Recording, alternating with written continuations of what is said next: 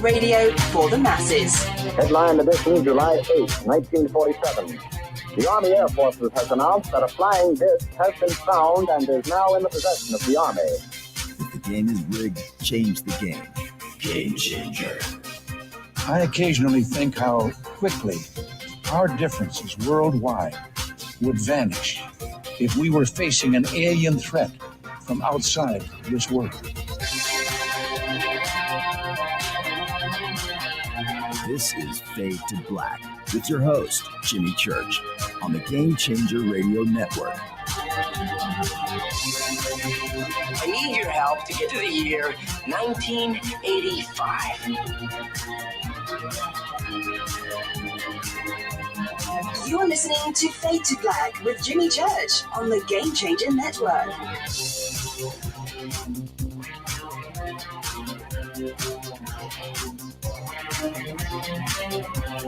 Good evening, Fade to Black.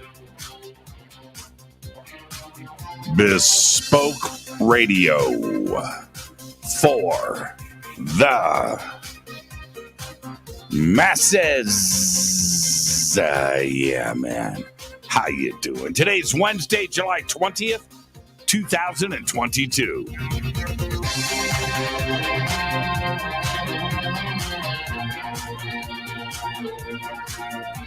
I would like to welcome everybody listening all around the world, all across the United States. Hither and thither, to and fro, back and forth, up and down, east and west, north and south, far and near. This is Fade to Black.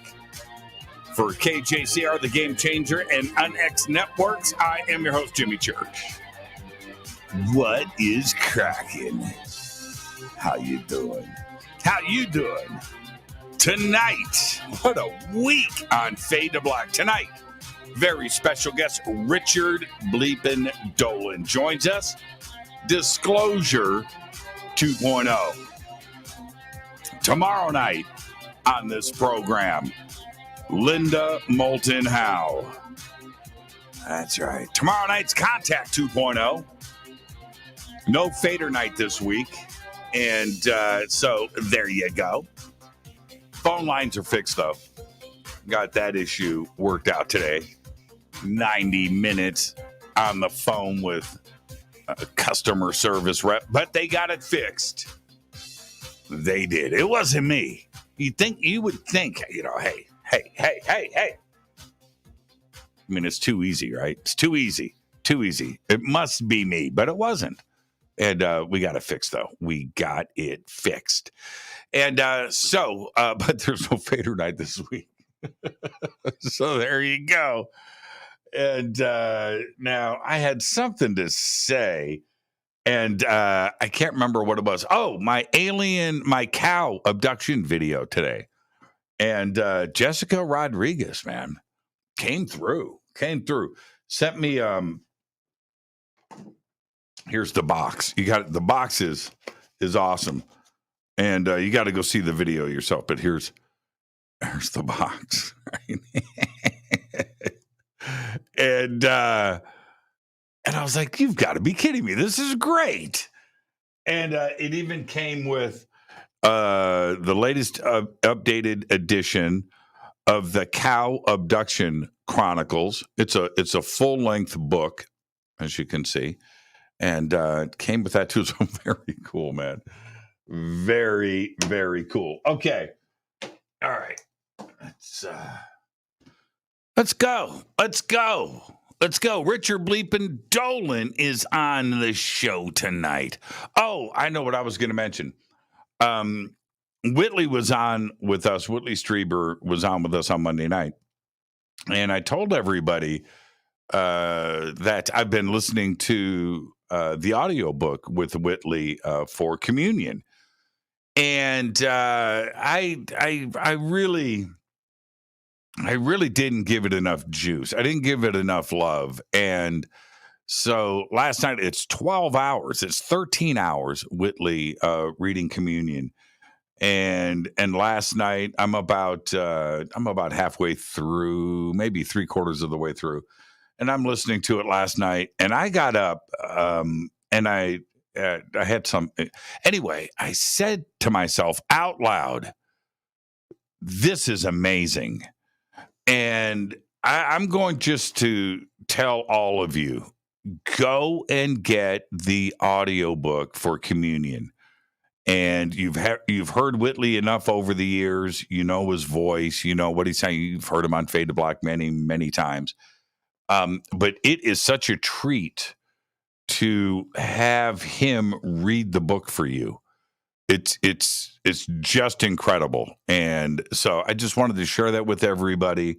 I've been listening to it now for about a week and maybe a little longer. And it's just great. I think it's my second or third run through it. It's just great. So anyway, go and get it. Go and get Communion audio. If you have Audible, it's right there, and it's very cool. Okay, if you've got an Audible subscription like I do, I don't know what level I have, but I get like 4 or 5 credits a month, and there's always a credit or two just sitting there, and there you go. So just go and just get it. It's amazing. All right, I am going to be in 3 weeks, next month, Tuesday night, August 16th, I will be at UPARS here in Los Angeles in Studio City, California. And UPARS is back after taking a 2-year break. Visit uparsla.org. And we're going to have myself, of course, I'll be speaking, but I'm going to have some friends, some special guests there. And I just want to let everybody know that it is limited seating, 200 seats. That's it. So it's going to sell out, and I would love to see you. So get over to uparsla.org. Now, I had just mentioned. Now, let me pull this up on my calendar.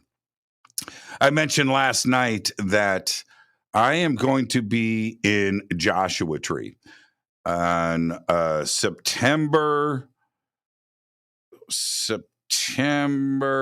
is it 17th, September 18th, 19th, and 20th.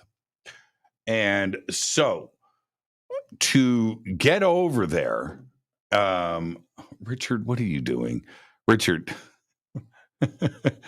Richard popped in here. He sent me a text too over that. Richard, nobody can hear you. As a matter of fact, you have to sign language me right now. And so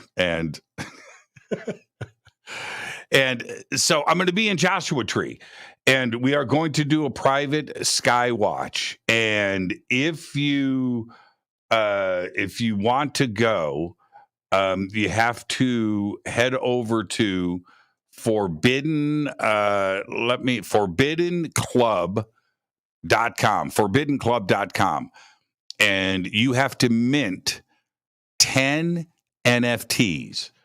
You go over to Forbidden Club, that's with the number 4, Forbidden Club, that's Billy Carson's club, and you mint 10 NFTs over at Forbidden Club. You will get a Forbidden Black card. I've showed everybody my Forbidden Black card, and Richard Dolan's got his Forbidden Black card too as well.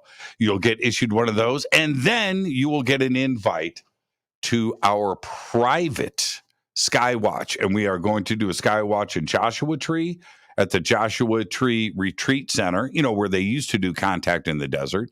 We booked that place, and then we're going to go over to Giant Rock, and we may do Giant Rock first. So we're going to go do a Skywatch at Giant Rock. We're going to be live streaming, and we're going to do a Skywatch in Joshua Tree. It's going to be an extraordinary weekend. So all you have to do is go over to forbiddenclub.com and mint 10 NFTs. You'll get your black card, and you're going to get an invitation to come and hang out with us. All right. Now, get your free membership to the UNX Network. You can do that right now. Go over to unxnetwork.com. You'll get the free monthly newsletter. Oh, I just got the new magazine, and I've got a full-page ad in there. It's really cool. You'll get the monthly newsletter. You get blog access. You get event notices. Get a free digital copy of their quarterly magazine, which I just got my issue. Check it all out at unxnetwork.com. And right now, Eden Pure is extending their BOGO sale for you Fadernauts for another week. And I want you to get, these are the best air purifiers in the world. I have one here in the bunker. I have one in my car. I have one in my kitchen. I just got another one up in my bedroom. I need that up there. I've got one in my home gym. That's right. This is what I'm going to let everybody know. Richard Dolan and I, every day, we work out together on FaceTime. That's right. Richard gets on his bike, I get on my bike, and we FaceTime together, and we listen to like Run DMC. You know, he likes NWA, but I like some of the other old school stuff. And we work out every day, and when we do that, you start to smell, and that's why I had to put my Eden Pure Thunderstorm in my home gym. And I think Tracy told Richard he's got to air purify their home gym too as well. But that's a whole nother story. The links for all of our sponsors are below. They are in social media. They are over on our website. And you can follow me right now on Twitter at JChurchRadio. The sandbox always is hashtag F2B right here on Twitter. Let's get to the breaking news. SpaceX back in the news. Richard, I got to focus, bro. I got to focus. SpaceX rockets and spacecraft will soon come with a new tag made by Mattel. Mattel has entered into a multi-year agreement with SpaceX to create and market toys inspired by SpaceX's launch vehicles. The first products under partnership will be released in 2023 as a part of Mattel's Matchbox line of die-cast cars, as well as through Mattel's collaboration and direct-to-consumer platform, Mattel Creations. No details were released about what specific SpaceX sets were coming next year, other than Mattel Creations line would include elevated collectibles. I don't even know what that means. Plasma physicist.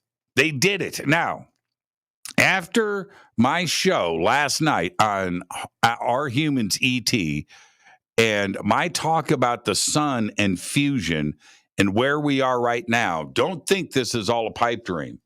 All right, I gave you all of the stats last night. Now listen to this.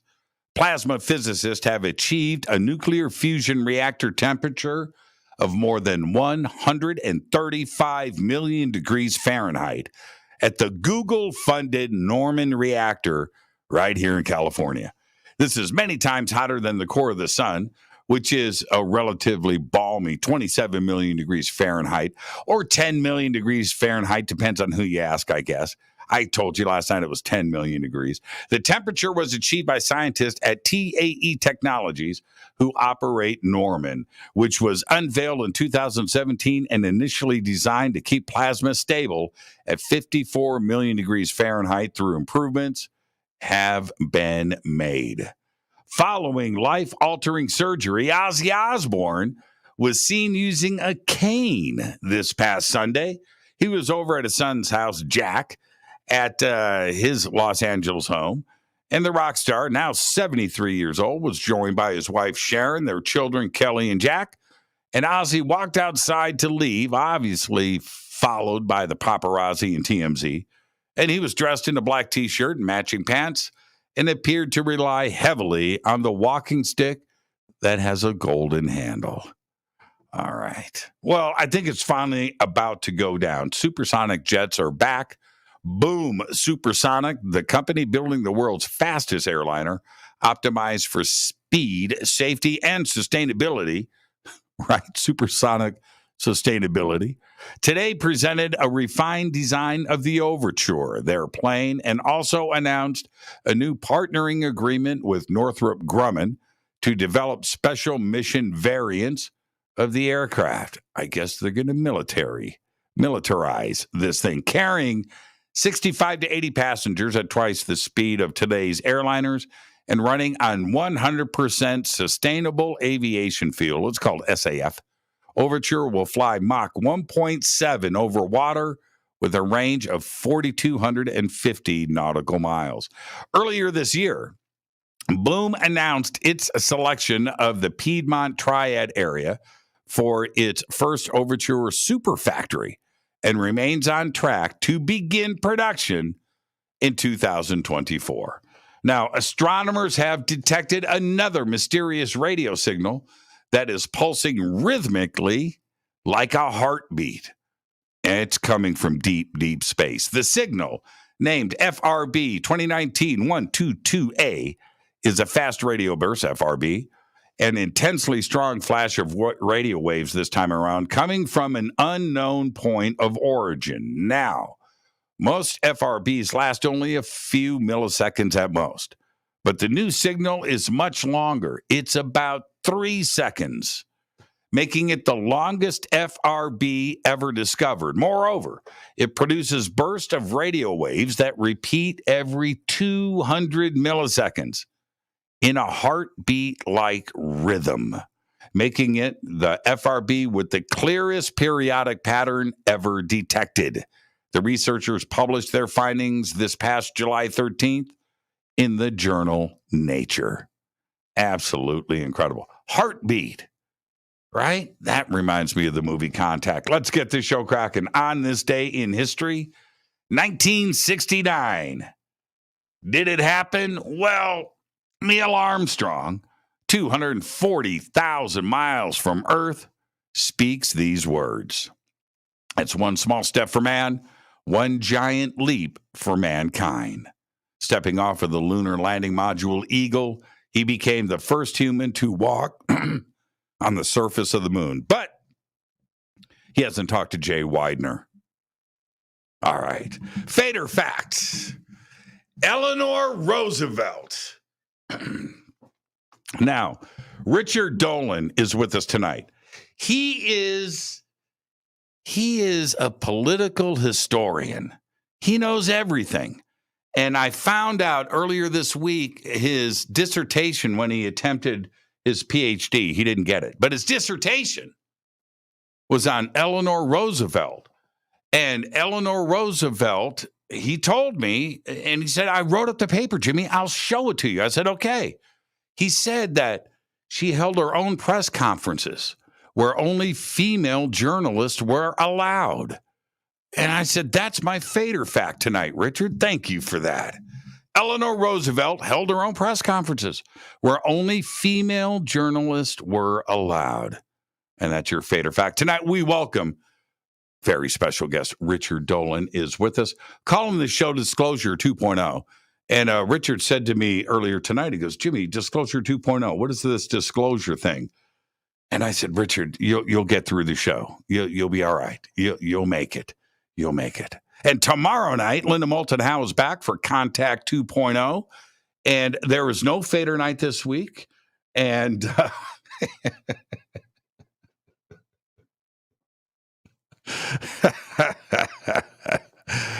oh, man. You know, at this point of the show, I usually talk about River Moon Coffee, do a couple of more pitches for my very amazing sponsors on the show. rivermoonwellness.com, best coffee in the world. But you know what?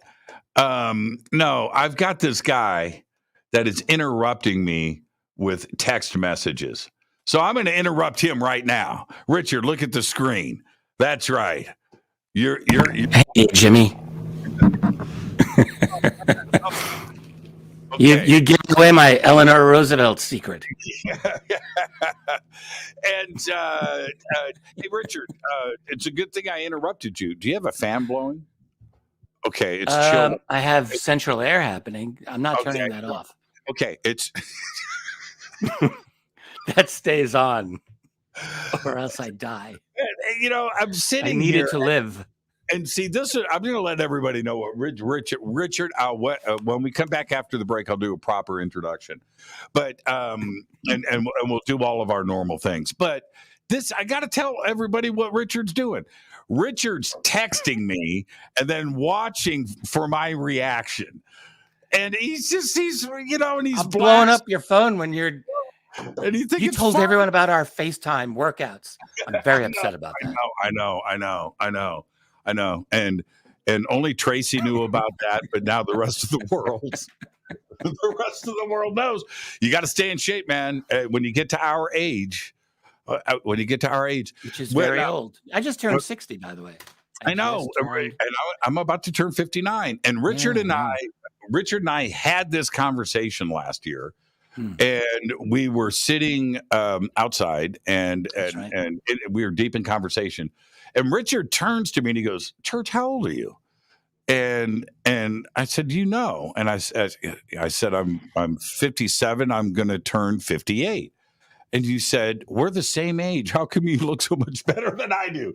And I said, "Hey, Richard, you look fantastic." But we had that conversation about our ages and where we are right now with our lives, and that, you know what, right now is not the time to relax. You remind me a lot of my father, because at the end of his life, his mind also started to go. He started remembering things differently. I'm like, that's not how that story went. No, that's true, Richie. That's how it was. So, but yeah, you have a lot like him. Yeah, I mean, it was just kind of funny that we had that conversation, and it was. You can only have the right conversation when you're with somebody, when you're at this, you're the same age, and you kind of gauge each other. So where are you at, man? That's so true. That is so true. How's your head? My head's cool. How are you doing? I'm doing okay. Are we going to get through this? How's that itch in that place? It won't stop, man. Do you have it? I do, but it's on this side. But here's the thing. You had a show last night, apparently, where you knocked it out of the park. And a lot of people are talking about it today. Wow, well, that's good. I'm glad to hear that. So we're doing a little pre-show conversation right now.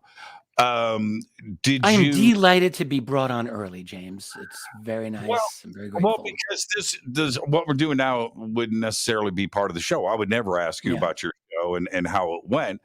But did you hold something back for me?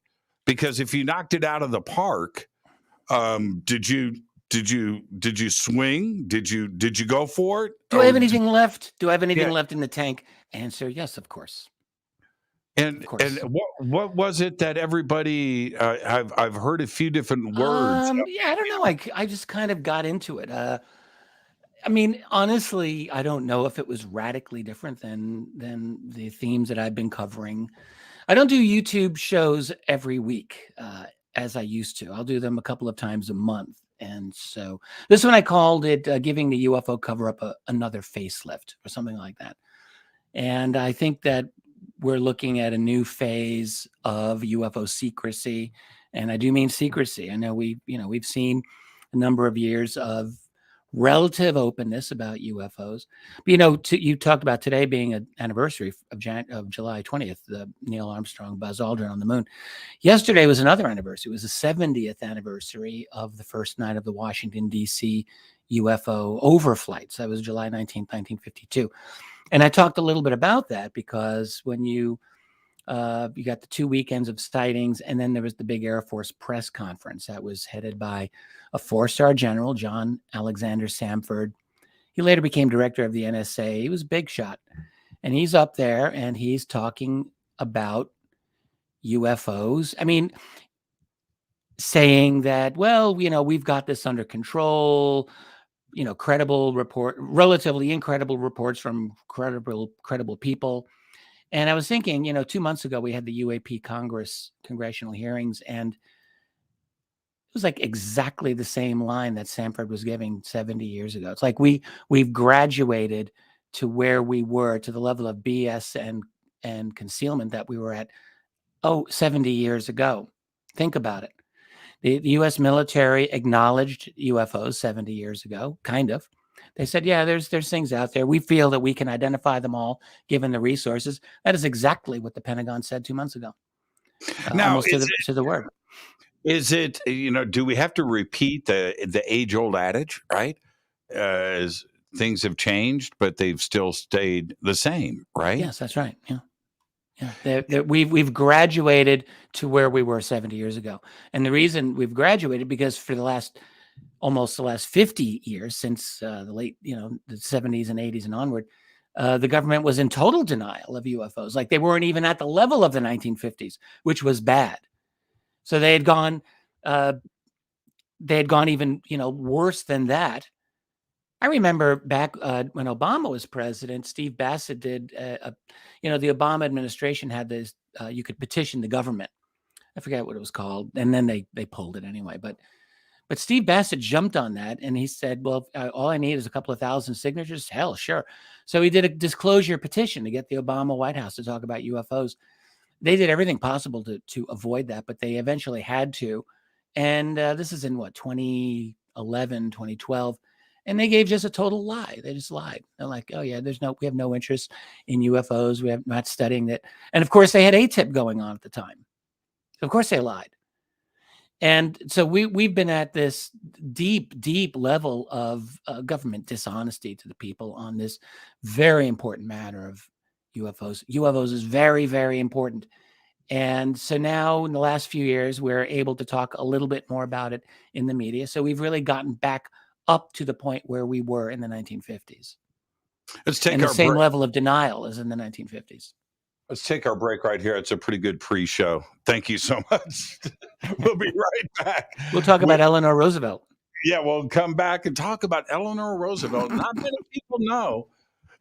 Richard Dolan, thank you so much for coming in early. We'll be right back. I am your host, Jimmy Church. Tonight, it is Richard Dolan. This is Fade to Black. Tomorrow night, Linda Moulton Howe is here. Great week on Fade to Black. I'm your host, Jimmy Church. On the Game Changer and Unnext Networks, Race Hobbs. We'll be right back. More with Richard right after this short break.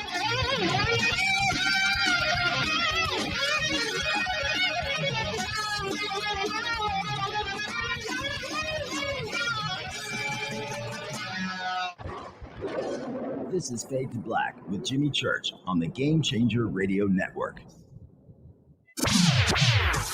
Your 1 million gigawatt paranormal powerhouse, KUNX-DB BX. Right now, Eden Pier is having their famous BOGO deal on thunderstorm air purifiers. One listener wrote, "It makes a huge difference in our cat litter box stink. I just wish I waited for the BOGO deal. I need another one." Well, now's the time. BOGO is back, so when you buy one thunderstorm, you get one free. No matter how many you buy 2, you get 2 free. You buy 5, you get 5 free. The thunderstorm will completely eliminate any odor, even the worst like pets, cigarette smoke, urine, and cooking. Now is the time to order. Eden Pier's buy one, get one free sale is 1 week only. With over 265,000 thunderstorms sold and countless 5-star reviews, you know it works. People are buying several for around the home and even as gifts. Just go to EdenPureDeals.com and use discount code FADERBOGO. That's FADERBOGO, FADERBOGO. BOGO is buy one, get one free. That's EdenPureDeals.com, discount code FADERBOGO. And as always, shipping is free. This is Billy Carson, founder and CEO of ForbiddenKnowledge.tv. ForbiddenKnowledge.tv is the fastest growing and one of the most watched networks in the world. And I would like to personally invite you to check out our expanding library of TV, film, lectures, and special presentations. ForbiddenKnowledge.tv has over 6,000 videos covering lost history, health, UFOs, spirituality, and our future. We are committed to our community, and with my personal invitation, you can right now get your own free 30-day membership at ForbiddenKnowledge.tv. Your own library of information starts today at ForbiddenKnowledge.tv. Because you never got that pony you always wanted. Damn it. Jimmy Church and Fade to Black on the Game Changer Network. Listen, I know, and you know, that you've always wanted your first crystal skull. Or maybe you're a collector just like me, but you just don't know where to go to find the real thing. Then I met Carolyn Ford over at EinsteinTheCrystalSkull.com. Carolyn is the guardian of Einstein, one of the most respected ancient crystal skulls in the world. All of her unique skulls have been imprinted sitting with Einstein in his sacred lodge and are carved from the finest gemstone and materials. Imprinting is the process of receiving the ancient wisdom from the master skull or master computer. Einstein, the ancient crystal skull. To see Carolyn's current collection of crystal skulls, just visit her store at EinsteinTheCrystalSkull.com or click on the banner over on our site. Don't forget to use the promo code Jimmy at checkout to receive 10% off of your order today. That's promo code Jimmy. Finding your first or next crystal skull is easy. Just visit EinsteinTheCrystalSkull.com. Hello, I'm Katie, and you're listening to my main man, Jimmy Church, on JimmyChurchRadio.com. Hi, this is Ray Hobbs here, repping the planet, and you're listening to my good friend, Jimmy Church, Fade to Black. This is Toby Kebbell. You're listening to JimmyChurchRadio.com. Don't hurt me, Jimmy. I'm only little. Hey, I'm Adrian Grenier. And this is Ari Gold. We're the Honey Brothers. We're also the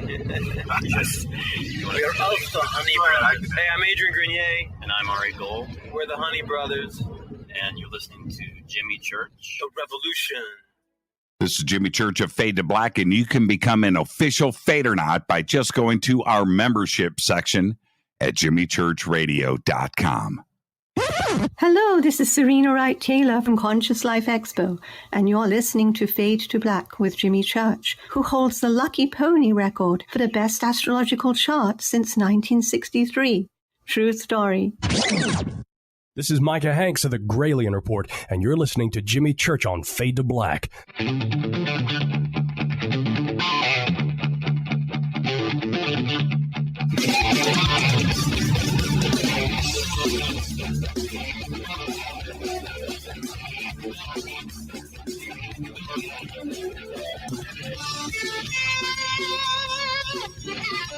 Welcome back, Fade to Black. I am your host, Jimmy Church. Tonight, Richard Bleepin' Dolan is with us. We're going to talk about Disclosure 2.0. What is the future of us? And more importantly, what are the facts? He's one of the world's leading researchers and writers on the subject of UFOs and believes that they constitute the greatest mystery of our time.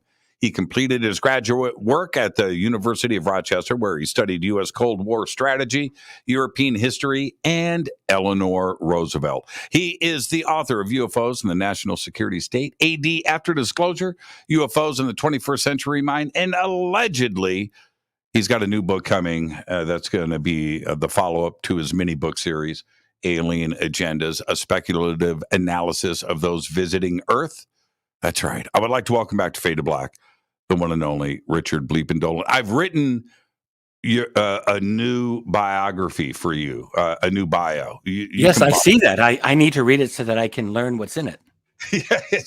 So I didn't know that I was an. Some people are actually going to think that I'm in some Eleanor Roosevelt scholar, and they're going to think that we do FaceTime workouts. Yes, well, you're going to get them to think that.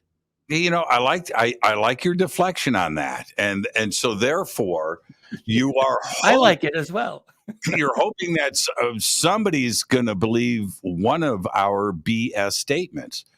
One of us is telling the truth, and one of us is not. I'm pretty confident. You're feeling pretty cocky right now. Pretty confident here. Yeah, I think I'll do all right. All right. What was the last song you listened to today? Oh, God. Well, that's not interesting, although I do have a funny story about another song that I will share with you. But today I had Pandora. I like my Pandora stations. I had some kind of classical thing, Chopin, Liszt. And then we switched it to this kind of like new agey, feel-good piano music, which seemed like a good idea at the time. I don't know the names of any of those. Yeah. Piano light. Yeah, it's not good. But I do want to tell you, I had almost an argument with my lovely wife Tracy a few days ago over Jethro Tull. So I will share this. I have permission.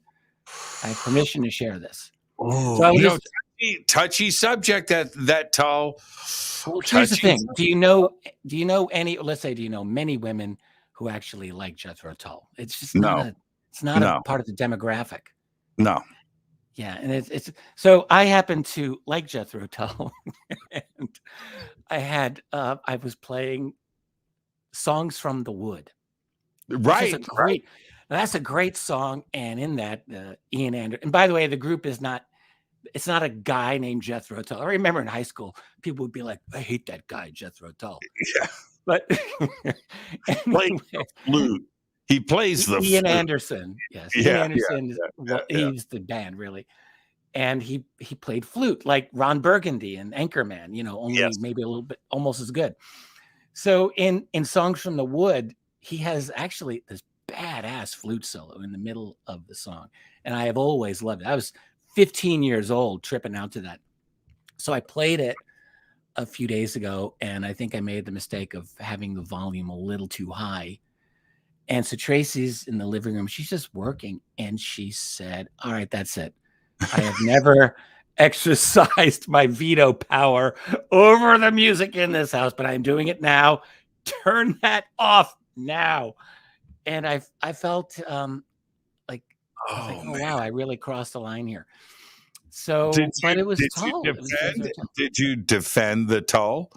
I tried. I did. And she called it Hobbit rock. She said, "I'm not listening to Hobbit rock." She's not wrong. Actually, that was a pretty good zing. She's not wrong. She's not wrong. No, that was pretty good. I got to give that to her. So I thought on the basis of that dunk alone, I just had to take it down. You had to retreat. You had to retreat. Wow. You had to retreat. Sometimes you got to let somebody else take the beach, man. You know what I mean? Yeah, it was all good. So, and she felt bad about this because she's like, "Oh, great. All of your people are old like you, and they're all going to hate me."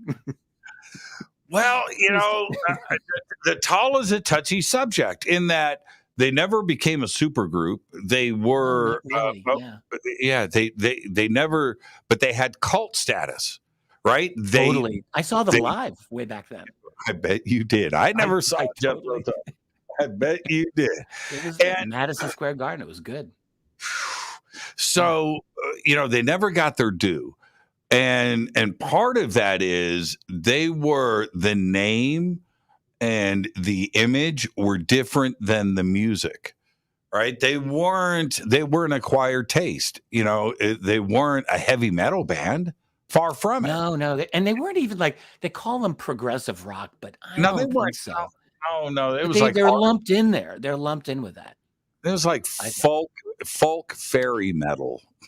Yeah, Hobbit rock. Hobbit rock. I like that. Okay. So, but this was my question. And yes. I can't believe we went down the Jethro Tull road. Okay. Because this is my question, the exact opposite of that. Ice Cube.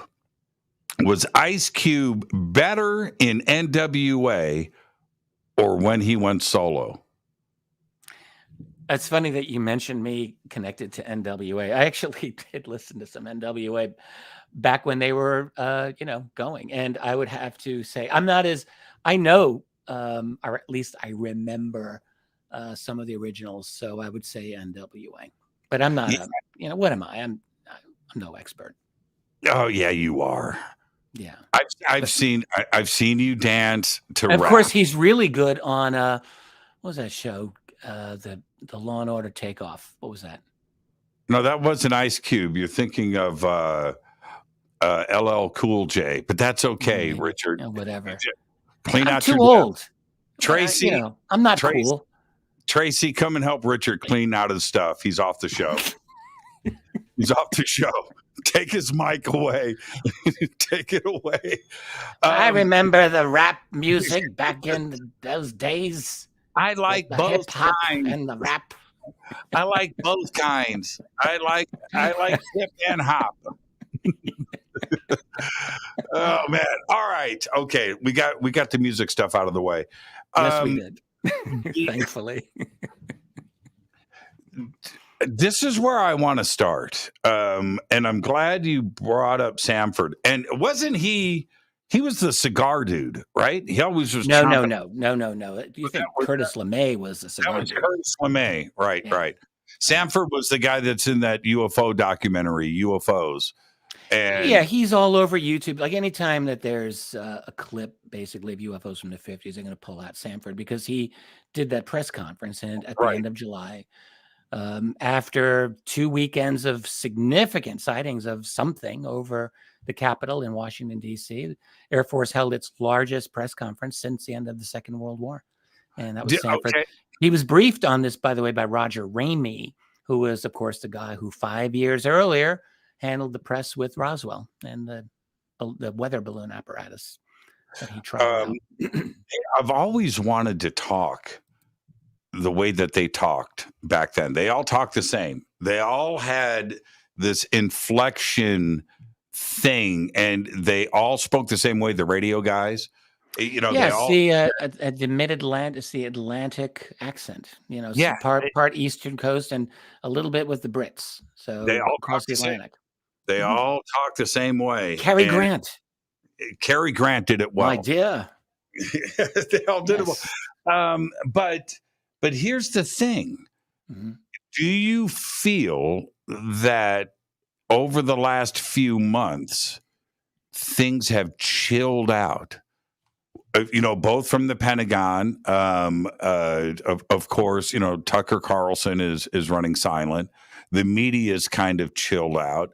And the fervor that we have been building up to over the last 5 years, disclosure and everything else, that now it's like run silent, run deep. Yes. It's chilled out.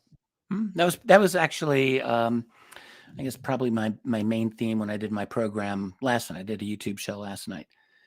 And I would say, in the early years of after 2017, right? So TTSA is in the news and they were getting videos released. And, all of that was kind of a big thing at the time. We all remember, right?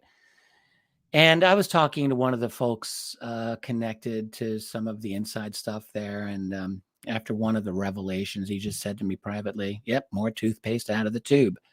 And it was a really good expression. And I've used it many times since myself to describe things. But what I think is happening is that the toothpaste is being scooped and being pressed back into that tube as much as possible. So I think we're seeing a walk back to the extent that is possible of the UFO revelations that have happened. And there's potential for a great walk back, frankly. And I do think I have an idea why. And we can chat about that. Why? Well, because, all right. So first of all, we have to answer the question: were the revelations of the last 5 years a CIA op? I have been arguing no, and I continue to argue no. That doesn't mean that there's not ulterior motives that the folks at TTSA had. Of course, they had them. Everyone's got them. But were they part of a coordinated operation to do some kind of disclosure, predictably or presumably to scare the public up, to frighten them about aliens and drum up money for the military, which you heard, people say this from time to time. I thought that was just ludicrous. Still do. So I don't think that was the case. What I believe then and I believe now is that those people constitute a faction. And they're not like revolutionaries. It's not like they're trying to take down the system like Chris Mellon, Lou Elizondo. No, hardly. They're very establishment-oriented guys. Obviously, they believe in the system, but people have to realize the UFO cover-up has always had factions. They've always existed. They've never been just one group that says this is how it's going to be. There've frequently been groups within the military, different parts of the military, that have believed or tried to fight for a little more openness on UFOs. It's not new. It's not unique. And I think that's what we have seen here. And so those people, with help from people like Leslie Kean, Ralph Blumenthal of the New York Times, a few other individuals, yes, I think they got a message out. And when they got Leslie and Ralph to do the articles for the Times, and now looking back in retrospect, I don't think there's any question that Leslie and Ralph had to fight with the New York Times upper management to get those first two stories in there. And that makes sense to me because the New York Times has always been incredibly backward on this subject, really working on behalf of the cover-up. So what I think happened is that a breakthrough was made with a lot of effort. But, think about it. Like, there was never a runaway train here. There were a number of leaks that came out. The media never fully got behind all of this. Never. You had Tucker Carlson, sure. Who else? Basically, no one else in the major media. Well, what I think happened, let me jump in though. The first 4 or 5 months, everybody was on board. It was CNN, it was BBC, it was MSNBC, and the running of those videos and David Fravor. And, that's right. At a fairly low level. I mean, is there something out there? What do these mean? Are these aliens? Like, no one was saying that. No one was saying, are they alien? Well, that part is, there was dancing. I think everybody wanted somebody to take the first step and say the words, right? But nobody. There had to be some coverage of it. The New York Times did 2 articles. People wanted to know about it. It would have been completely non-credible for the entire mainstream to ignore it 100%. They had to deal with it to the extent possible, but it was a fairly minimal extent. It was a minimal extent.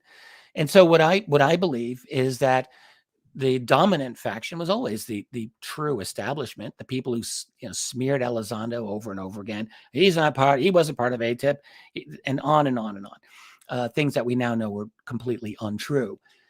So there was a fight. There was always a fight within the establishment, and that fight has not ended.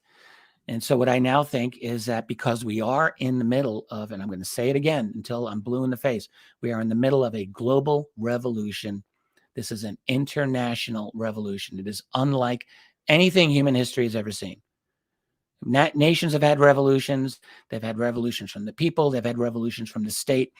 They've had democratic revolutions. They've had fascistic revolutions and communist revolutions, but they've never seen a global revolution like what we have seen in the last 2.5 years, and it's still going. And so that revolution, in my opinion, cannot, from the point of view of the people running it, it cannot be turned back at this point. They are not going to allow it. And one of the threats, there are several threats, but one of them is UFO openness. UFO openness cannot be permitted. It's too dangerous. It's too dangerous. It opens up too many questions. And they nearly went over the red line 2 years ago when Leslie and Ralph got one article in the New York Times, their last one.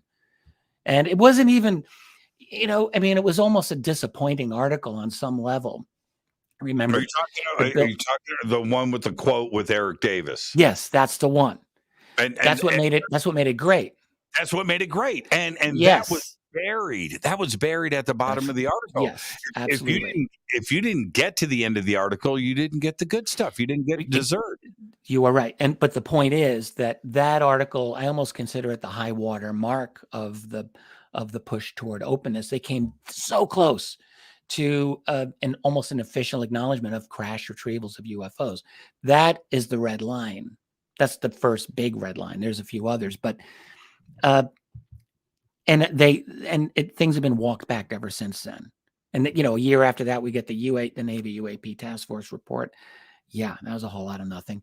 9 pages, basically 6 pages of content with no information whatsoever. And you get the beginning of the military really repositioning itself as the dominant, the voice on all of this. And the voice is just what John Sanford said 70 years ago. We've got this. We've got this. We just, with enough information, we'll be able to identify all of them. And then what they said 2 months ago, you had Ronald Moultrie, one of the 2 guys for the Pentagon, saying, with enough information, we'll identify and mitigate. That was his word. We're going to mitigate these. I'm like, no, you're not mitigating anything. But that's the line that they're giving the public. And so this is being walked back. It's being walked back. Yes. There was, let's actually talk about that, because I'm talking about the UFO hearing. where the UFO hearing was almost another high watermark. And for a lot of reasons, it still kind of is, because it did happen. It didn't happen. It actually happened. But there were some moments there, and with Bray and Moultrie, I think that there was some frustration with some of the representatives whose intention was to have a UFO hearing, not a UAP hearing, and what is the military doing about our adversaries having technology. That was Bray and Moultrie's position, and they were hoping that they could just go in and phone it in and get in and get out of there. But there were some representatives that wanted to talk about ET and what may be going on. And that, I think it was what Mike Gallagher asked about the Davis Wilson notes. He did, and so did Representative Welsh when he brought up ET and the size of the universe and what's going on here. You had these are really basic kindergarten level questions. I mean, even for members of Congress, these are low level questions. I mean, when you deal with all of the military encounter, the Pentagon comes out with that hearing and they said, well, we have 400 encounters that we have. And I'm thinking you almost have as many as I have personally collected for the U.S. military for the 21st century. I still have more than them. And I don't have access to their classified stuff. So they're half-assing it, obviously. I mean, that's easy to see. But if you have any of that data truly available for analysis, which really, I mean, they had a couple of images on the screen and a couple of little stories here and there, but really no actual data. I mean, in the brief period of time that was public, I don't know what they said in the classified briefing, but there was really nothing for us to handle, and there was nothing for us to dig into. And their attitude, this is Bray and Moultrie, is like, well, no aliens. Like, that's a joke. That's their attitude. So, yeah, it's total disinfo. And it's all about the Russians and the Chinese. And, I mean, that's just an absolutely ridiculous statement. Because, first of all, this is a subject that has a history. It goes back before the 21st century. Remember that. Guys, we used to talk about UFOs back in the 20th century. Wasn't that long ago. And those sightings were every bit as dramatic as the Tic Tac sighting. And some were more dramatic, frankly, than even the Tic Tac sighting, which was a good one. That's 2004. Do we want to say that the Chinese are doing the Tic Tac in 2004 or even the Russians? Not a chance. Not a chance. Why is it that... why is it that the UFO community always does the best research? And I'm being very serious about this. It's like we've talked about going full circle, right? We let the government dip their toe in this. We let them go for the last 4 years. We've got Susan Goff. We've got John Greenwald doing his FOIAs. We're pushing for these questions and verification and the videos and images and more data. And here we are right back. And it's us with the best analysis. It's us with the best.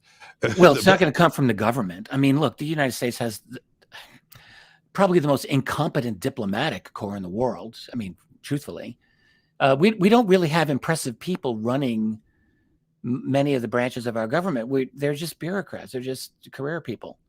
Honestly, are they actually really intellectually capable? I don't think so. When I was younger, I thought, oh yeah, they're smart, but no, I don't think they're that together. I was just going to say, Richard, it's always been that way. That's always been the complaint. Yeah, maybe they've always been kind of a little dumb, a little on the dumb side. Definitely the case now. And I shouldn't paint with such a broad brush. I'm sure there are capable, smart people buried somewhere in the U.S. bureaucracy, but good grief. I mean, it just does. You just don't get the idea. They're not showing themselves. They don't show themselves. And with UFOs, look, you have institutional blockage. Can we use that word? I mean, the university world is useless when it comes to UFOs. I mean, essentially, always have been. And so where else are you going to get UFOs studied? The world of science? What does that even mean? So they're not doing it. So all that comes down to money and funding. There's no funding. So the only people who care, who've ever cared, are private citizens, crazy people like me, like you, who are like, I got to figure this out. And it's just like, this is my obsession. This is my obsession. It's been my obsession for more than a quarter of a century. And that is the only reason that I've gotten any progress in it, is because I've come to understand this is a very important matter. And fortunately, I've had enough contacts with some very well plugged in, brilliant people within that world who have confirmed the correctness of my opinion. Yes. So this, and we're lucky we've got some FOIA, we've got documents, we have a paper trail for a lot of this. So we know that we're onto something, and we know this is important. And so that's why the best work is done outside of government. Has the word disclosure been overused now? And I never thought I would say something like this, but has it become passé? Has the effectiveness of that word been lost? I thought it was overused 20 years ago, for real. Like, I avoided the phrase disclosure for the longest time. I hated it. All through the first decade of the 20th century, I just like, leave me alone. And people would rope me into conversations about disclosure. Back then, my attitude was, look, let's just nail down the fact that there is a cover up and prove that to the world. Let's walk before we run.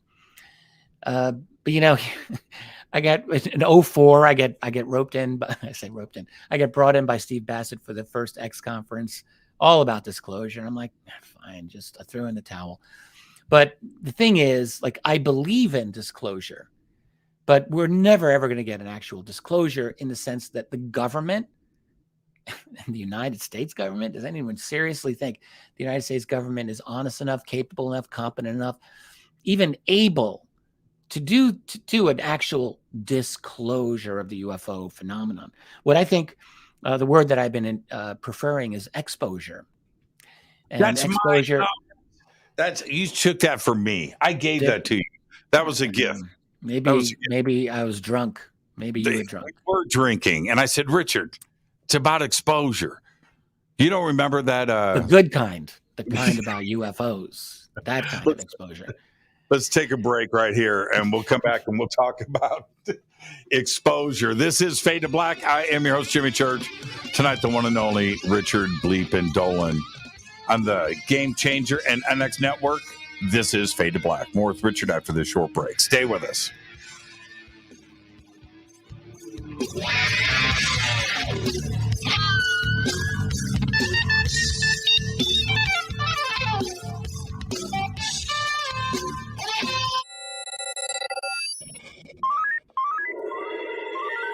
Way out here, we listen to Jimmy Church. You're listening to Fade to Black. You're listening to Jimmy Church and Fade to Black on the X. ¿Qué tal, mis amigos? Yo soy Mario Carson, el tiburón, y los invito para que escuchen a mi buen amigo Jimmy Church Radio. ¡Claro que sí!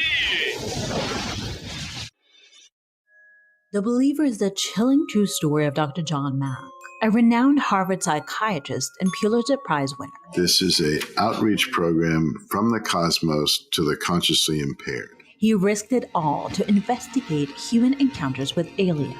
The Believer, Alien Encounters, Hard Science, and the Passion of John Mack. Written by award-winning former New York Times journalist and author Ralph Blumenthal. Now available in paperback from High Road Books. Introducing the Game Changer blend from River Moon Coffee that delivers a customized blend made specifically for the Fadernauts. If the game is rigged, change the game. It's a bolder cup with some bite. Game Changer is the coffee of choice for those that prefer an organic dark roast that is slightly lighter and milder, but it's still dark. With wild notes of pecans and chocolate with a rich, balanced, full-bodied cup that is roasted to perfection for a great coffee to start your day, as an after-dinner coffee or anywhere in between. artisan, small batch roasted to perfection. USDA certified organic, all River Moon coffee is freshly roasted and packaged in the USA. Just go to rivermooncoffee.com or click on the banners over on our site and use the promo code F2BBLEND for 15% off of your order today. rivermooncoffee.com. Do you want to be an official Fade or Not? Of course you do. This is Jimmy Church of Fade to Black. Just go to our membership section at jimmychurchradio.com. Fade or Nots. When you think about the future of our country and where we're headed, do you wonder about the food supply? I do. Disruptions in the food supply chain could be disastrous, and they usually occur with little warning. That's why the smartest thing you can do today is to stockpile emergency food, water, and other essentials. I personally recommend My Patriot Supply. They're the nation's largest emergency preparedness company, serving millions of customers for more than a decade. In fact, they're the only source my family trusts for our preparedness plan. You should too. Right now, save 20% off a full 4-week supply of delicious meals that provide 2,000 calories a day. Saving 20% helps too, doesn't it? Especially now. So go to preparewithjimmy.com and get ready. That's preparewithjimmy.com. There's no time to lose. Do it now. So, you love talk radio? Then you'll love TalkStreamLive.com. TalkStream Live is always on, 24/7, with the best streaming talk shows. Find your favorite talkers and discover some new ones. It's free, readily available online or on mobile with any smartphone or tablet. Finding your favorite talk shows all in one place has gotten a whole lot easier. Just go to TalkStreamLive.com. Be sure to download the free apps from Google Play or the iTunes App Store. You listen to us, and we listen to you. And so does the CIA. Hi, I'm Ray Sobbs, and I'm here to tell you about something I really think you're going to like. The UNX Network is a part of a larger group called UNX Media, and one of the things we offer is the quarterly UNX magazine, which is available both in print and digital formats. This amazing magazine covers all aspects of the unexplained and makes for a great coffee table periodical that is certain to spark enlightening conversations in your living rooms. We invite you to check out the latest digital issue for free. Just go to unxnetwork.com/membership and fill out your free membership with your name and email and become a new free member. The new summer issue is now available, and the theme is Time Anomalies, which includes a feature article written by our managing editor, Lee Spiegel. Just go to unxnetwork.com/memberships. That's unxnetwork.com/memberships and get your free e-copy of the UNX magazine today. You are listening to Fade to Black with Jimmy Church on the Game Changer Network. Oi, oi, I'm Reese Evans. You're listening to Jimmy Church. This is Revolution. The revolution will not be televised. The revolution is on radio. Ciao.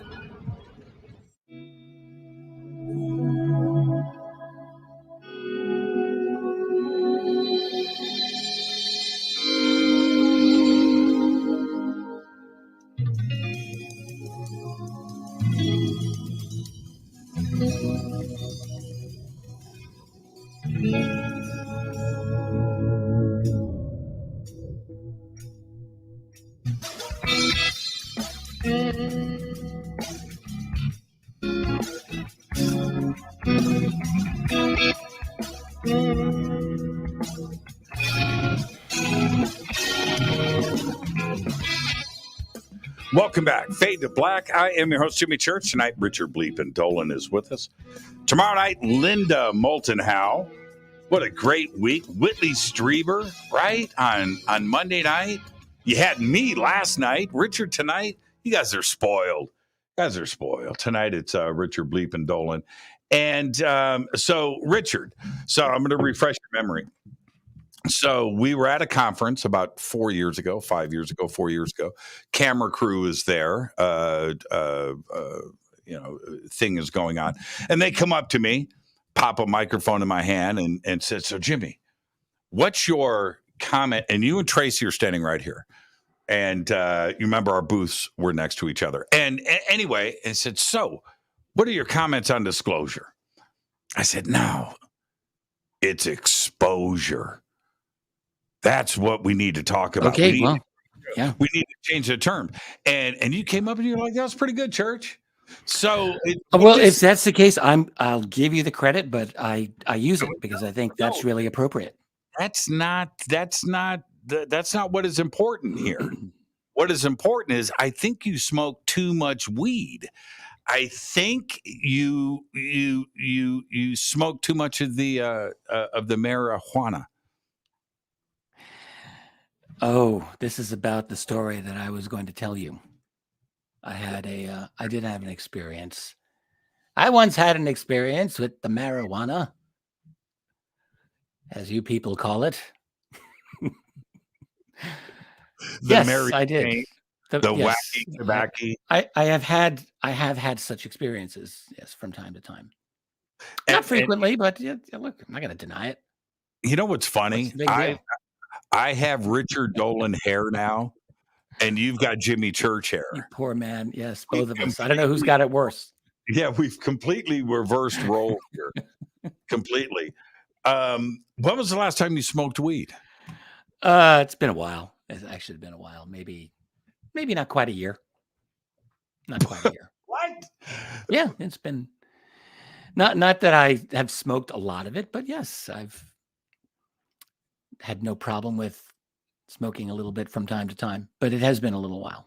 You're blushing just a little bit, but that's okay. I don't see this often, so let me. I'm not doing a Bill Clinton here. I'm telling you the truth. Like I have had pot sometimes, yes, and sometimes more than others, but it's never a lot, honestly. First time I was in my mid-teens, pretty young. And then I stopped. Like I would smoke on and off. It was the 70s. Everyone smoked pot. And then I think when I was in my early 20s, I stopped altogether. Actually stopped completely when I was like 23, 24, just no more. And I was actually very serious about my studies, about my career and all of that. I just didn't do any of that. And that was for more than 25 years. And then the first time. Actually, it's not. I did have a little bit back in 2006. So how old was I? I was like in my early 40s, mid 40s, on a TV shoot. Actually, we were staying in an apartment in New Orleans owned by Martin Scorsese, I was told, but he wasn't there. But someone was a friend of his, some production assistant. He's like, hey, we can go to this house. And my producer of that particular show offered me a little bit. But I didn't get high. But I will tell you when I did get high. So that was about 5 years later. It was like 2011 or 2012. I was in the UK. And I'm trying to remember the year that there was like big riots that happened that night. It was, I think it was July or August. I can look this up. I think 2011. And it was in Leeds, England. And there were a bunch of exopolitics, I think it was Exopolitics Leeds, run by a really great guy, Anthony Beckett. And so I was there. Steve Bassett was there. A bunch of other people were there. And so at the end of the conference, we're all tired. We're walking back from the main auditorium to like this dormitory where we all were staying at the University of Leeds, I guess it was. And nothing, it's like, you get this tiny little dormitory college room, not a fancy hotel. This is just like a little dorm. And I remember we go into the hotel, to the dorm, and there's like this very unpleasant ground floor with these hard metal chairs and around a table. And Bassett's like, we've got to talk, we've got to break down everything, and we've got to make our next plan for disclosure. And he's just like in this manic mode. And I was so tired. I did not want to think about any of that. And I'm just sitting, I'm totally tapped out. I'm like, I just got someone take me out of here. And there was a woman there and a buddy of hers, a guy and a girl. And she's like, She's English. She's like, Richard, she whispers it, would you like to go outside and smoke some weed? And I'm like, yes, please get me out of here. So we get up, we walk outside, and it's this beautiful August night. It's gorgeous, but except there were riots happening throughout much of England, except not where we were. So this guy comes with 3 joints that like each was as large as one of my fingers. I'm like, where did you get this much pot to roll? And he gives me one of them. I'm like, I hadn't smoked in decades, really. I mean, other than that one little time where I didn't get even high. So he gives me this whole huge joint, and it's a beautiful night, and I'm leaning against this wooden pole, like fence, and it was just gorgeous. And I remember I was so unpracticed, boy. I had no rights to this. They should have just taken it away from me after the first inhale. I take this huge hit, and I'm like, and I probably held it for like, I don't know, 10 seconds. Who knows? I just wanted to like get out of the meeting with Bassett. And then I took a second hit, and I'm like, oh, wow, I'm pretty good at this. I think I'm pretty good at this pot stuff. And we're chatting, and I'm getting very talkative. I'm just talking about everything. And the woman says, Richard, I believe you're turning green. And it was getting dark out, so I can't really tell. I looked at my hand, and it's like, oh, wow, I think my hand's turning green. And the next thing I thought was, oh, wow, I think my head is starting to detach from my body and float up like a helium balloon above the little place where we are. I just felt myself getting so lightheaded, and I thought, that shouldn't be. And I'm looking around, and suddenly I felt like a log in a tree in the forest as someone was just chopping down, and I was just falling down. I'm at 90 degrees. I'm at 75 degrees. I'm at 45 degrees. And I'm like, I'm going down. And all I kept thinking, this is such a crazy thing. First, I'm like, I am not going down. I have an iron will. I will not collapse. And then the next thing I'm thinking of was Paul McCartney. And this is the craziest thing. But like back in the 70s, Paul McCartney got arrested in Tokyo for having pot in Japan. Yeah, it was a big thing at the time. In his luggage, and went to jail, arrested. Yeah, they got him, man. Yeah. And I'm like, I'm flying out of this country tomorrow. And if I collapse because I've had pot, like this was the last thing I wanted. I'm like, no, this must not happen. This must not. So I'm down on the ground. I am down. And I open my eyes, and like there's this small crowd of people with this terrified looks on their face. And I'm like, oh, I'm good. And I go to get up, and the woman turned out to be a nurse. She's like, nope, stay down. And I had no understanding why. She said, nope, you have to stay down. And I'm making jokes. I'm being myself. And there's all this nervous laughter. I'm like, what are you nervous laugh? What's your nervous laughter about? I'm making some really funny jokes here. They finally let me stand up. I learned the next year I went back there. She said, do you have any idea how long you were out? I'm like, I thought I was out for like 2 seconds. She said, no, you were out for like 5 minutes. We were ready to call the ambulance. And I was like, oh, wow, damn. So that's like what a novice I am with pot. Like I had nearly the same identical experience. I hadn't smoked pot in 10 years. And I go to see a friend of mine's band play. And so I go, and everything's good. We are, the band is done, and we're out in the back parking lot standing there, and somebody lights up a joint. And this is what happens. I was like, man, I've been smoking since I was 2. Pass that thing to me, right? And I take a hit, and it goes around, and I did the same thing. I held it in for like 5 seconds too long, and right.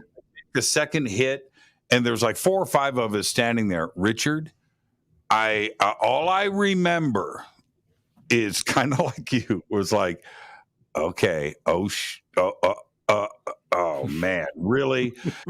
And as this thought comes into my head, the next thing I remember was I was looking at the back of my hand.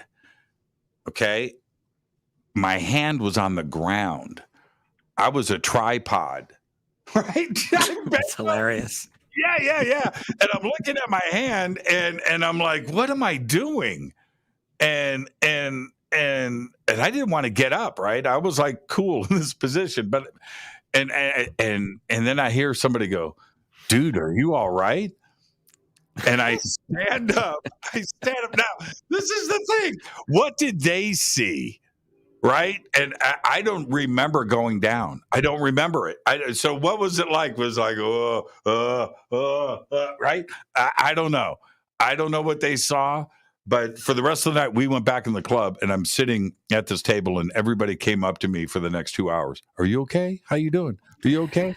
I'm fine. Yeah, I've had a few of those. To be honest with you, I mean, I won't go into details with any other of those events, but yes, I've had a number of such occasions as you describe.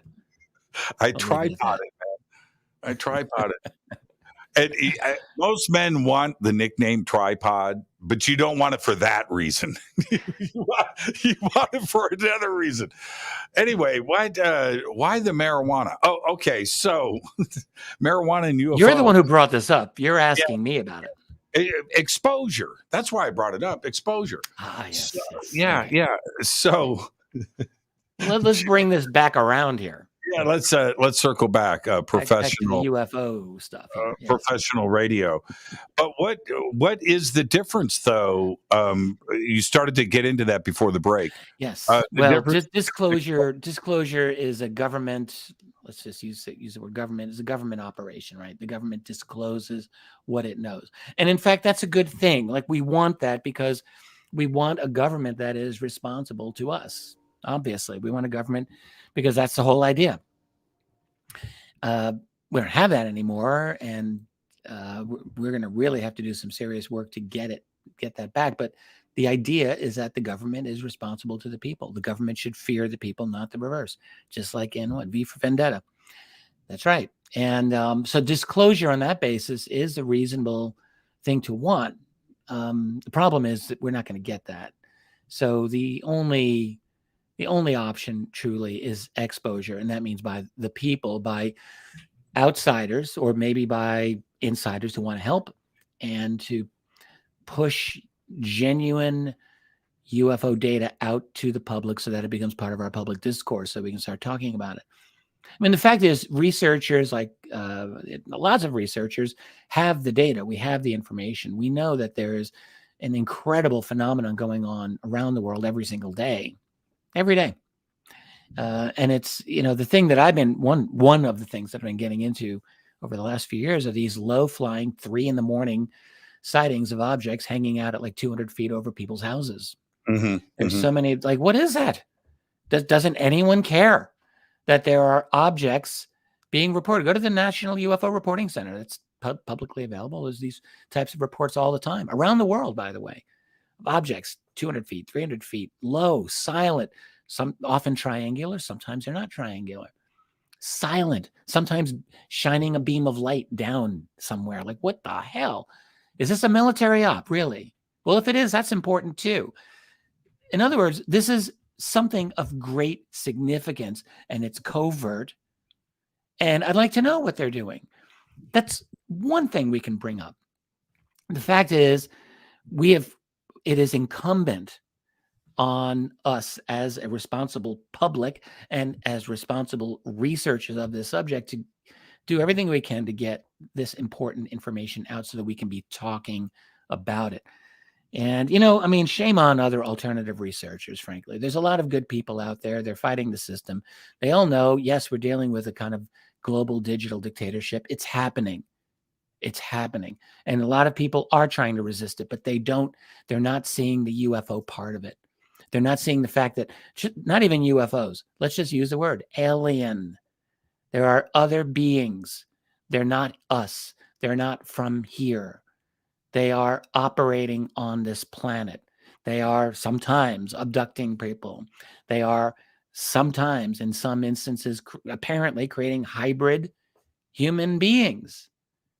The UFO community, it seems like we've just become afraid to talk like this lately.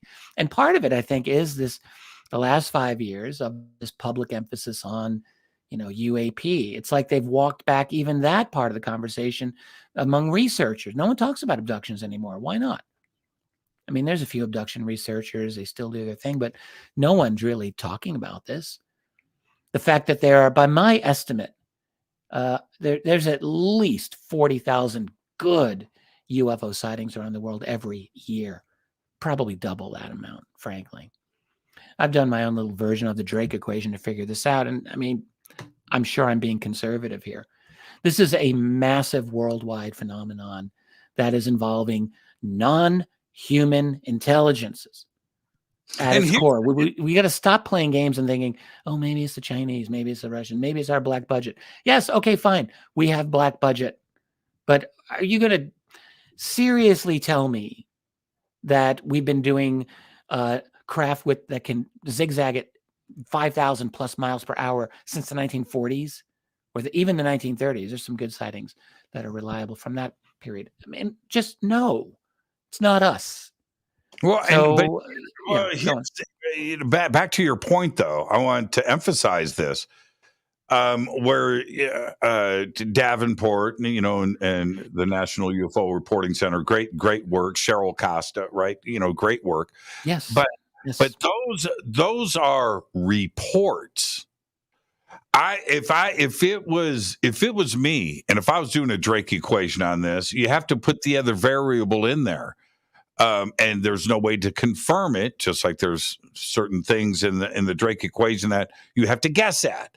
Well, that is, for every reported sighting, how many go unreported? Exactly. I bet it's 5,000 to 1. Oh, I bet it's 5,000 to 1. I'm trying to be conservative. In my last estimate of 40,000 a year, I did 4 to 1, and I knew that was way. Yeah, that's way off. That's way off. Yes. Richard, I've done. And then how much activity is there that we're not even seeing that's camouflaged? I bet a lot. You have to have the right equipment at the right time, and you have to be looking up to be able to observe that. But it's going on as you and I speak right now.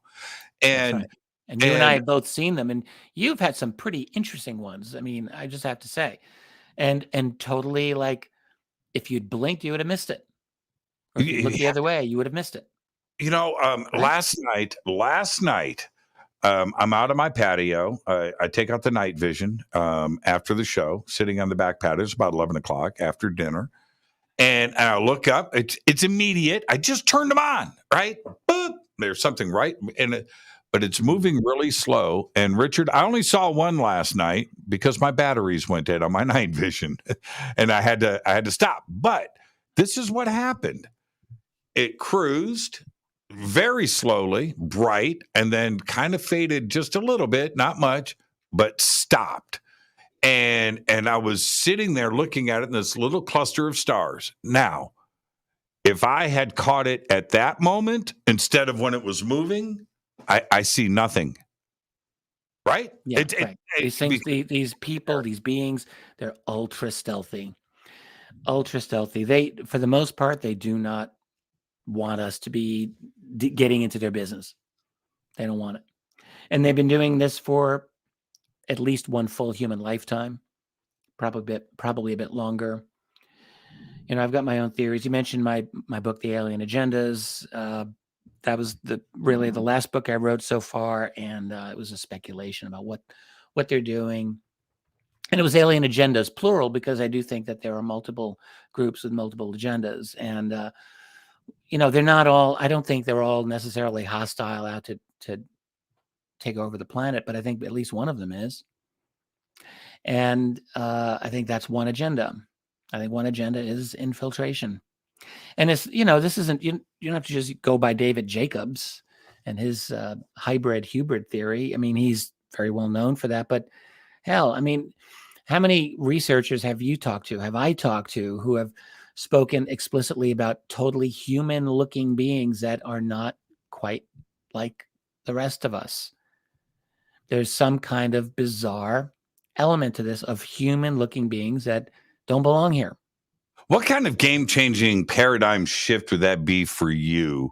It's one thing to have sightings. You had the sightings, I think, with your daughter. You and I have had sightings together. Yep. But it's a whole nother thing to have that close encounter of the third kind. What would that do to you personally? Well, I have not had one. I've not had a close encounter. I've had a couple of decent UFO sightings. And yes, one with you that was kind of neat. It was really good. But like a close-up one, no. And I've not had an encounter with a being that I'm aware of. I mean, who knows? Maybe they wiped my memory, but I don't have anything that I can recall. What affected me is coming to terms with the fact that some of them look human. I resisted that for the longest time. I did not want to believe that. It was too messy. It was too much like thinking Invasion of the Body Snatchers stuff. And it just seemed too sci-fi to me. And I had an emotional resistance to it for the longest time. But what can you do? After a while, you start encountering too many of these reports. And a number of them came to me directly from people who were obviously credible people in my estimation. And, when you read enough abduction research, I've read every one of Bud Hopkins' books. I've read every one of David Jacobs' books. I've read every one of John Mack's books. And I've read, most of Barbara Lamb's work and Yvonne Smith and Kathleen Marden as well. I'm very familiar with the abduction literature at this point in the game. And the fact is that there are many accounts of beings that are human looking. And, there's different interpretations. Are hybrids wonderful starseeds, or are they bred on a ship and inserted into human society to infiltrate and to take over? And I don't have the full answer to that, but I've talked to other researchers too. I'm not going to mention names, but if you get Linda on tomorrow, ask her some of these stories about human looking beings. I bet she'll give you a couple because I've heard them from her.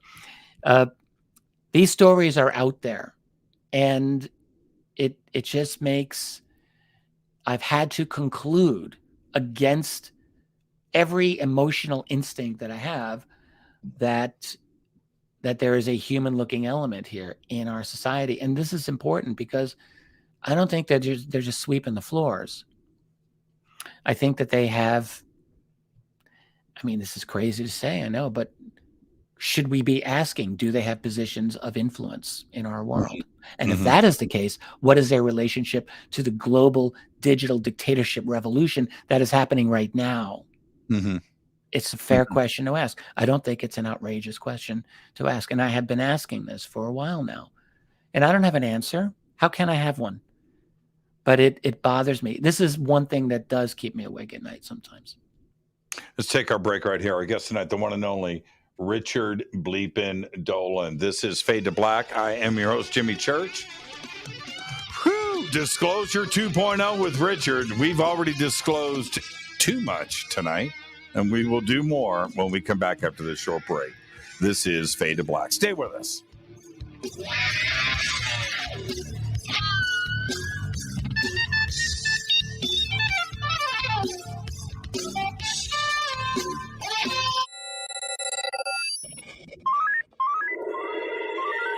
Way out here, we listen to Jimmy Church. You're listening to Fade to Black. You're listening to Jimmy Church and Fade to Black on the X. ¿Qué tal, mis amigos? Yo soy Mario Carson, el tiburón, y los invito para que escuchen a mi buen amigo Jimmy Church Radio. ¡Claro que sí! The Believer is the chilling true story of Dr. John Mack, a renowned Harvard psychiatrist and Pulitzer Prize winner. This is an outreach program from the cosmos to the consciously impaired. He risked it all to investigate human encounters with aliens. The Believer, Alien Encounters, Hard Science, and the Passion of John Mack. Written by award-winning former New York Times journalist and author Ralph Blumenthal. Now available in paperback from High Road Books. Introducing the Game Changer blend from River Moon Coffee that delivers a customized blend made specifically for the Fadernauts. If the game is rigged, change the game. It's a bolder cup with some bite. Game Changer is the coffee of choice for those that prefer an organic dark roast that is slightly lighter and milder, but it's still dark. With wild notes of pecans and chocolate with a rich, balanced, full-bodied cup that is roasted to perfection for a great coffee to start your day, as an after-dinner coffee or anywhere in between. Artisan, small batch, roasted to perfection. USDA certified organic, all River Moon coffee is freshly roasted and packaged in the USA.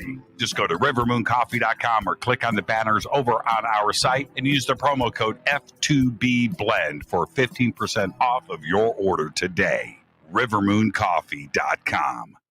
Do you want to be an official Fadernaut? Of course you do. This is Jimmy Church of Fade to Black. Just go to our membership section at jimmychurchradio.com.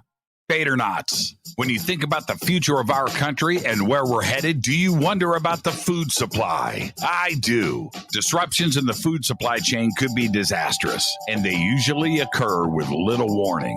That's why the smartest thing you can do today is to stockpile emergency food, water, and other essentials. I personally recommend My Patriot Supply. They're the nation's largest emergency preparedness company, serving millions of customers for more than a decade. In fact, they're the only source my family trusts for our preparedness plan. You should too.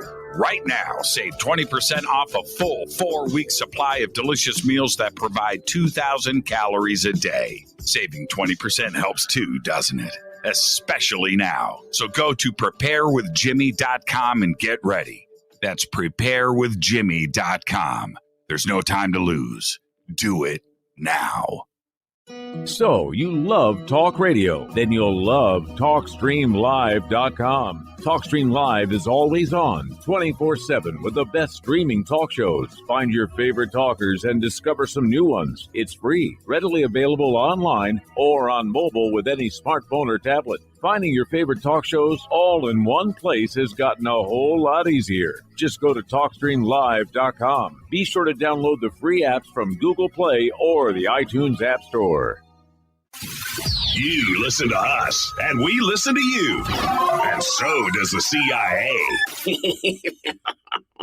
Hi, I'm Ray Sobbs, and I'm here to tell you about something I really think you're going to like. The UNX Network is a part of a larger group called UNX Media, and one of the things we offer is the quarterly UNX magazine, which is available both in print and digital formats. This amazing magazine covers all aspects of the unexplained and makes for a great coffee table periodical that is certain to spark enlightening conversations in your living rooms. We invite you to check out the latest digital issue for free. Just go to unxnetwork.com/membership and fill out your free membership with your name and email and become a new free member. The new summer issue is now available, and the theme is Time Anomalies, which includes a feature article written by our managing editor, Lee Spiegel. Just go to unxnetwork.com/memberships. That's unxnetwork.com/memberships and get your free e-copy of the UNX magazine today.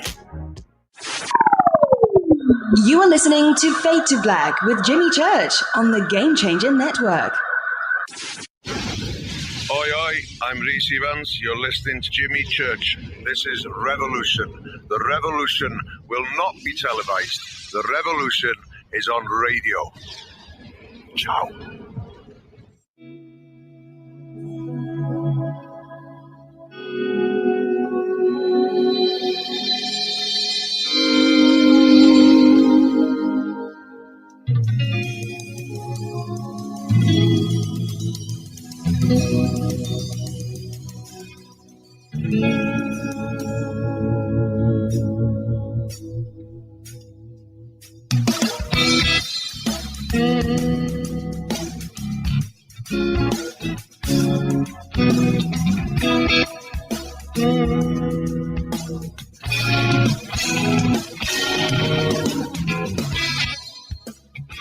Welcome back, Fade to Black. I am your host, Jimmy Church. Tonight, Richard Bleep and Dolan is with us. Great conversation tonight. It is always amazing when Richard is here. And we never really have an agenda. Richard and I will have a theme, and which we never talk about. So it's just the way that it is. But I want to get back to abductions because we are talking about disclosure and disclosure 2.0. And I think that onion, that metaphor is used so often, right? Peeling back the layers here. But in this case, it certainly applies to the difficulty that would lay on the government's shoulders, because if they did cross the Rubicon, right? If they really did, then you've got to start peeling this stuff back. And one of those things is abductions. And I don't know if that can safely be addressed by the government. I'm talking about litigation and concerns and some other things that would bubble to the surface. And I don't think that the government is prepared for that, Richard. No, they are absolutely not. I have been arguing for a little while now that there must be a number of fallback positions that somebody has got. I'm not going to say that the White House has it. I don't know who's in charge of this. Maybe somewhere in the NRO or somewhere now, and it's been migrated to maybe U.S. Space Command. I doubt it, but maybe in the CIA. But there are fallback positions to actual disclosure. In other words, we were at level 1 for the longest time, which is like, there's no UFOs. There's a few things we don't understand, or maybe we didn't observe it properly and so forth. And then, maybe during the 1970s and 80s, we got to like level 2, which is like, well, some of those UFOs might be real, but they're probably just advanced secret tech that we're doing, and you're just misinterpreting it. And then, we finally got to level 3 back in 2017, 2018, 2019, which is like, well, there's something out there. We don't understand it, but we don't know what it is. And that's almost pretty much officially where we are now. I mean, you have a few statements by Elizondo on his own where he has talked about crash retrieval. Did it on Tucker Carlson famously on May 31st, 2019. That kind of blew everyone's mind. And then it just drifted away. But I mean, basically we've been stuck there. There's a lot of fallback positions the government can have. Like they can say, well, we've actually been having quite a few encounters with these things, but we still don't know what they are. Or, yeah, we've actually seen some artifacts, but we're not sure if they're actually from them. And we don't really know what these artifacts are. They can hem and haw about this for a while. There's a number of fallbacks. But the real red line, I mean, they might even say something like, well, our militaries have secretly been encountering UFOs for years, but we don't really know what these things are. We haven't gotten one.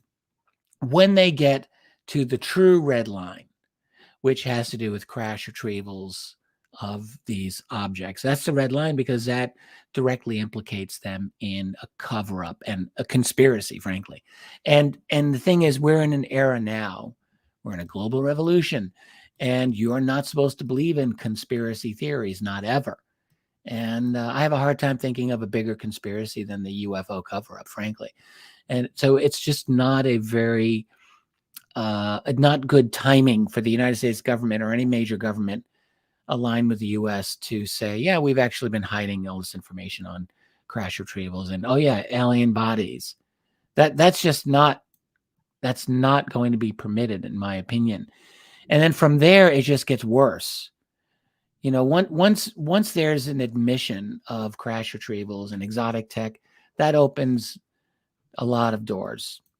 Like, how long have you been studying this? What's your secret tech? What black budget tech have you developed? Do you have anti-gravity? Have you been holding this back? Why have you been holding it back? Are there biological advances that you've been making from studying alien body? I mean, it goes on and on. How have you kept this secret all this time? Have we been living a fiction? How have you been manipulating the political institutions, the educational, the academia of the world? Like, how have they been so lame, so stupid, so controlled for so long? That will require an analysis of how the intelligence community dominates so much of academia We all know this, but we don't talk about it. It's like the emperor's wearing no clothes. Don't dare mention the fact that our university system's a sham, which it is. Or the media, good grief, the media. So this would lead to a lot of uncomfortable questions. And this really was one of the big themes that, when we wrote After Disclosure over a decade ago, when the world was a different place to a large extent, before the revolution had really been happening. And when there was like this idea that, maybe social media can be a force for genuine openness. That's much tougher now. But the implications continue to go. Like, have they, as I was saying before the break, are these beings embedded in our society? Do people realize how many interesting, not proven, but interesting leaks have occurred to this effect? And they're not all from, patent, certifiable crazy people. They're from individuals who have quietly been saying these types of things. So are they embedded in our society? What does that mean? That's a terrifying thought, actually.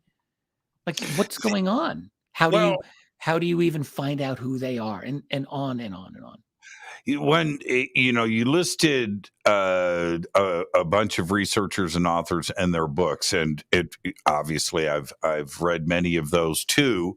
And I was talking before the show started tonight about Whitley Strieber's new audiobook for communion. He's reading, right? So you get to have Whitley read you the book. It's extraordinary, man. It's wonderful. Yeah. He's got a great voice for that too.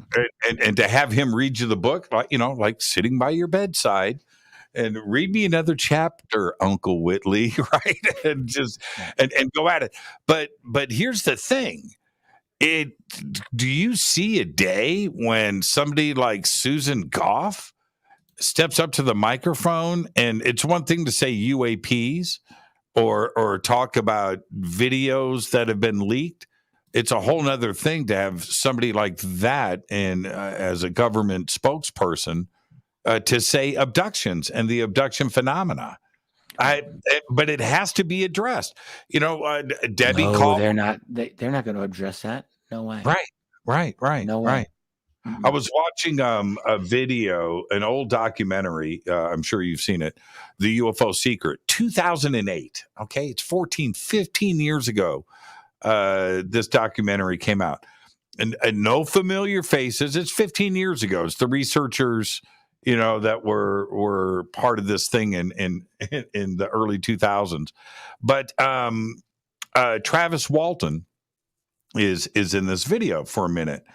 And to see him speak, he's so well spoken, but his situation, and I was reminded of that today. Why isn't the government hearing from somebody like Debbie Cobble? Why aren't they hearing from Travis Walton? Shouldn't they be one of the witnesses called, to the House of Representatives? It's one thing to have Bray and Moultrie there. I get those first steps. But there is a whole nother part of this that needs to be out and frankly talked about, and the public needs to hear about it. Well, yes, if it was the government's actual desire and motivation to do something about this, then yeah, in a logical world, in a rational world, they would do that. But of course, that's not what we have. Not at all. That's if the government were to acknowledge this phenomenon, that means they have to do something about it. So if you acknowledge abductions, you can't just walk away from it. Then people are going to expect you to try to do something about it. And what if you can't? What if there's literally nothing you can do? Back in the 1970s, when the state of New Mexico took it upon itself to investigate cattle mutilations that were going on. And they hired a retired FBI agent by the name of Rommel. Kenneth Rommel was his name. It's kind of like a cattle mutilation version of the Condon report. So it was a kind of a whitewash of the mutilation phenomenon as it was going on at the time. And a very disappointing study. But when I thought about it, I wrote about it in one of my books, and I just thought, what could the state of New Mexico actually do if they concluded, oh yes, some extraordinary force is mutilating all of these cattle in the state of New Mexico? They would have to do something about it. There's nothing that they could do. It's like you're going to rile up public panic. That'll happen. You're going to get a lot of angry people demanding answers. Who's responsible for this? What do you do then? This is not a solvable problem. And it's the same with the larger problem of highly sophisticated, intelligent, calculating aliens. Calculating. They're not just willy-nilly. They know exactly what they're doing. They are here. And I think very likely they have just put tremendous pressure on the human elite that they encountered. And I think they probably scared the living hell out of them. I think going back to the 40s and 50s, the U.S. leadership realized, oh, damn, we can't deal with these people, these beings. We can put them off as long as possible, maybe, but no, we're outmatched. I think that's probably what happened. And how do you tell the world? There's no way you can tell the world that. There's just no way. Are there positive beings of light that telepathically can speak to people in California who meditate a lot? Yeah, okay, maybe that's the case. I mean, I don't know why they're all in California and Sedona, Arizona, disproportionately talking to elevated beings that are trying to raise their density. I mean, honestly, you can tell by my attitude, I don't believe most of that. I think that's a lot of wishful thinking and a lot of people with psych issues, to be honest with you, or they just want attention or whatever. They're ideologically driven. Is it impossible that they're, that it's happening? No, it's not impossible. There could be. In fact, I do think that there's probably some connection to highly telepathic beings. Yeah, probably. I think a lot of it's overstated, but I don't think they're all evil, but I think there's an agenda from one group, at least one. There seems to be a very concerted effort to project to the public that if the government, the military is going to talk about this, they're not going to talk about the history. That they're only going to, they picked a date, right? They picked a date, and which is 2004, and that's as far back as they are going to go, and they're not going to go before that.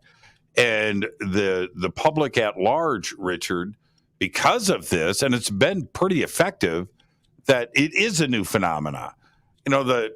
Who knows about Roswell? Who knows about Malmstrom? Who knows about, Rendlesham is now, 40 years old now? Mm-hmm. So, and that's ancient history. And that was a military event, but the military doesn't want to talk about that. They just want to talk about 2004 and forward. Is that also a culpability issue? Is that a litigation issue where they just want to try to keep this as simple as possible? Yeah, I think the fact that the Fravor, the Tic Tac incident came out, I mean, that's a fantastic case. It's a great case, and we didn't know about it before 2017. It actually was quietly discussed on some military message boards. Paco, Paco website. That's right. It circulated quietly, but no one. I didn't know about it. I think a lot of folks did not know about it, and so it's good that we've got it out there. But it sort of played into the hands of the other side. It played into the hands of the establishment. They've been able to spin this as, oh, well, yeah, this is something new. And because they're siphoning all the history out.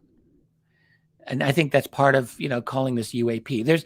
There's a couple of motivations for calling this UAP instead of UFOs. I mean, I'm sure you've talked to Lou Elizondo and Chris Mellon and some of the other folks who've been pushing this out there. And their attitude, at least as stated to me, is, look, we don't want to burden ourselves with the baggage of the phrase UFO.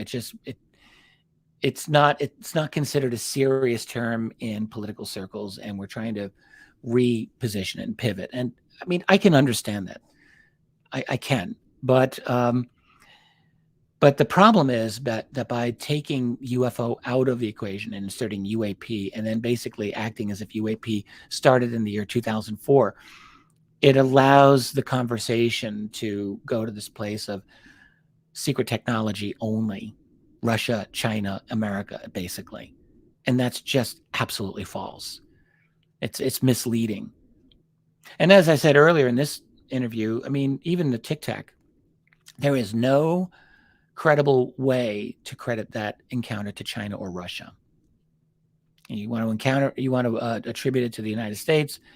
Good luck, maybe. That's still kind of a difficult thing to do, in my opinion, but fine. I don't think so.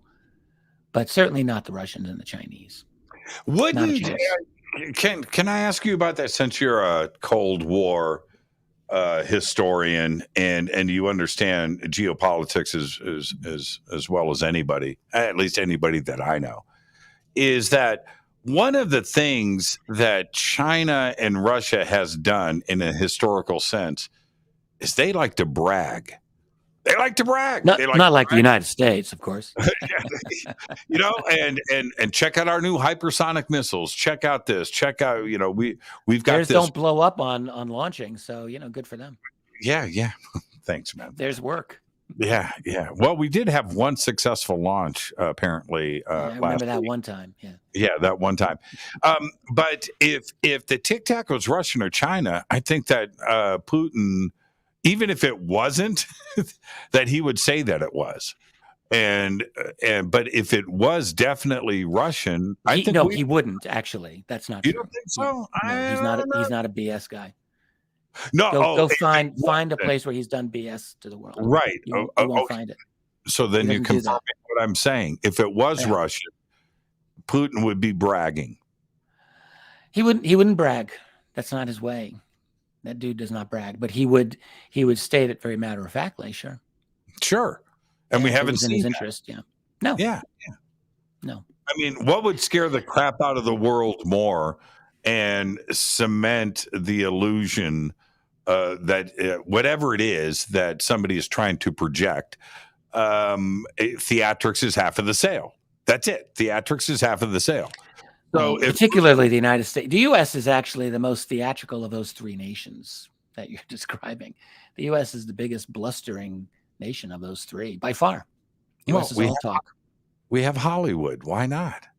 Right? We have and a bunch of clowns in our diplomatic corps. We don't have qualified people doing it. So. There's clowns in every country. Oh no, not true. Not true. Not for the diplomats. No. Some of them actually do serious work, just not in the United States. Just not the United States. I swear that's the truth.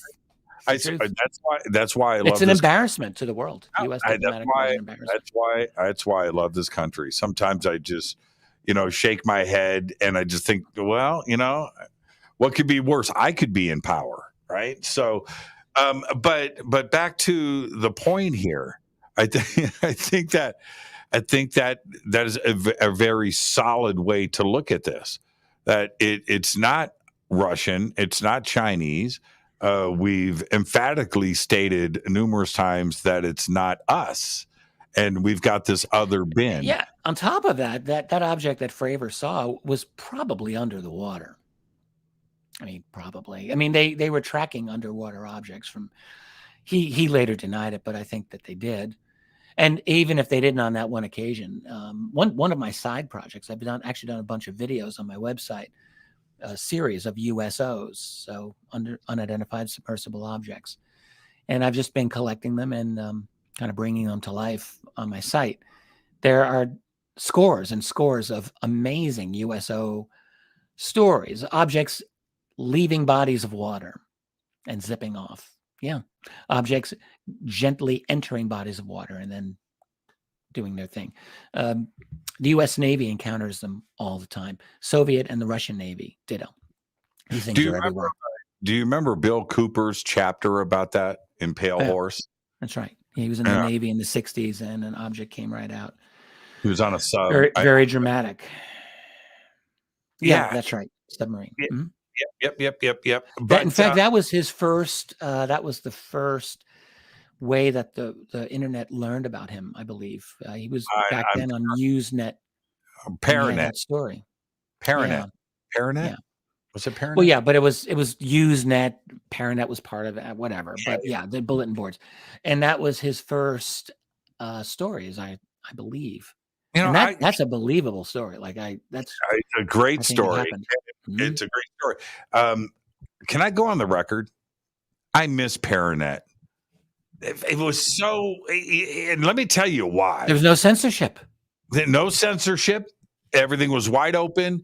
Right. A very limited crowd. Like, you would have to know how to get on the internet back then. There were no corporations dominating what you were supposed to say. Nothing.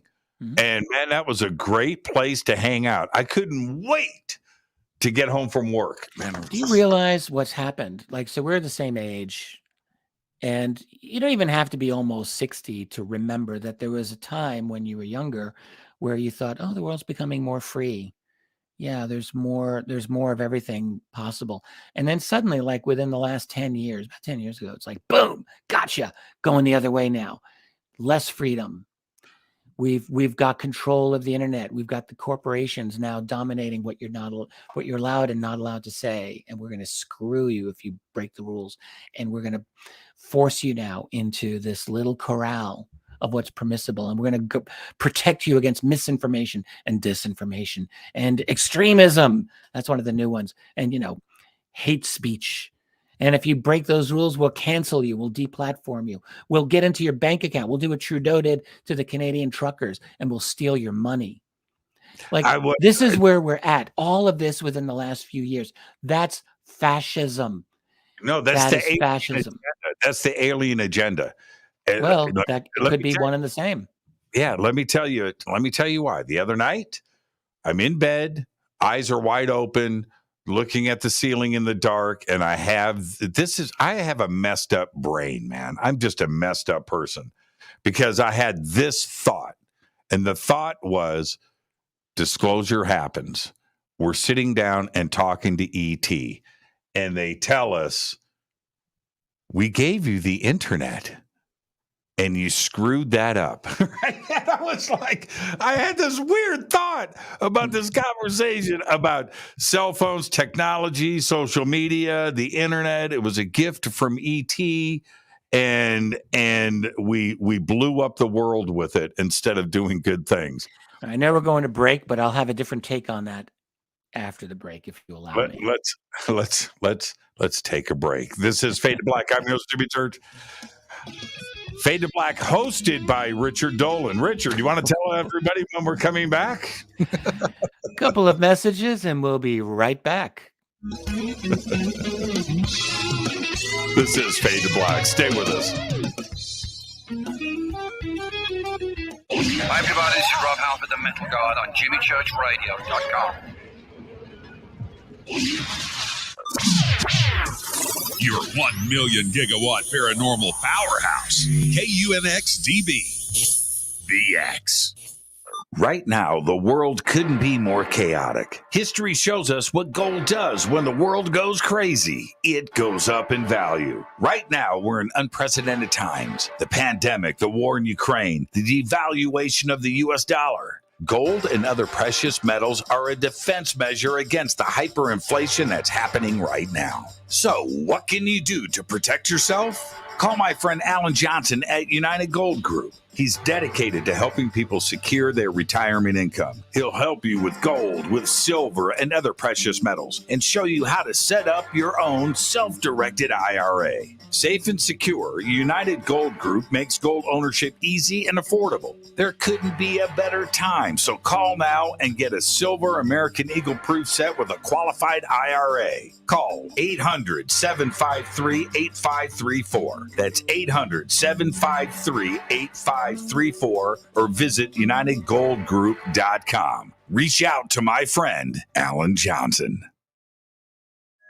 The Believer is the chilling true story of Dr. John Mack, a renowned Harvard psychiatrist and Pulitzer Prize winner. This is an outreach program from the cosmos to the consciously impaired. He risked it all to investigate human encounters with aliens. The Believer, Alien Encounters, Hard Science, and the Passion of John Mack. Written by award-winning former New York Times journalist and author Ralph Blumenthal. Now available in paperback from High Road Books. Are you ready to read about true paranormal events? Unex Media publishes nonfiction books about UFOs, ghosts and haunted places, time anomalies, cryptid creatures, and more. Just like KUNXDB Radio, it's all about unexplained phenomena. Visit www.unxmedia.com to see our list of great book titles by Debbie Ziegelmeyer, Gene Walker, Devin Listrom, Wayne Lawrence, Bill Spicer, and yours truly, Margie Kay. That's unxmedia.com. This is Jimmy Church of Fade to Black, and I only drink Fade to Black blend coffee from River Moon. Just click on the River Moon coffee banner at jimmychurchradio.com. Promo code F2B blend. This is the only way forward. This is Fade to Black. Make contact. Join us August 5th through the 7th, 2022 at the Drury Conference Center in Cape Girardeau, Missouri for the launch of the Midwest Conference on the Unknown. There are 3 interactive days packed with vendors, exhibitors, and nationally recognized researchers presenting on unknown topics like UFO UAP phenomenon, ghosts and Bigfoot, and Missouri's own Momo, the Missouri Monster. Cape Girardeau has long been one of the most sought-out areas for UFO enthusiasts since the 1941 UFO crash, and now is your chance to be a part of the inaugural conference. Visit cape-events.com or follow us on Facebook at Midwest Conference on the Unknown for more information. Ex-listeners get 30% off by using the promo code XVIP. That's cape-events.com, promo code XVIP. When you take the beans from Central America with dashes of Indonesian and African mixed in and then roast it to the dark side of Fade to Black, you create the ultimate brew of fringe. Introducing the Fade to Black blend from River Moon Coffee. Yes, River Moon's darkest customized roast was created for the love of Fade to Black. The alchemy of masterful roasting and smoking the beans is in every sip of this full-bodied, dark Java. I need my coffee dark, deep, with distinct bittersweet chocolate highlights, just like the bunker. Leaning further into the darkness of the roast is Fade to Black blend from River Moon Coffee. Just click on the banner at jimmychurchradio.com and use the promo code F2B blend for 15% off of your order today.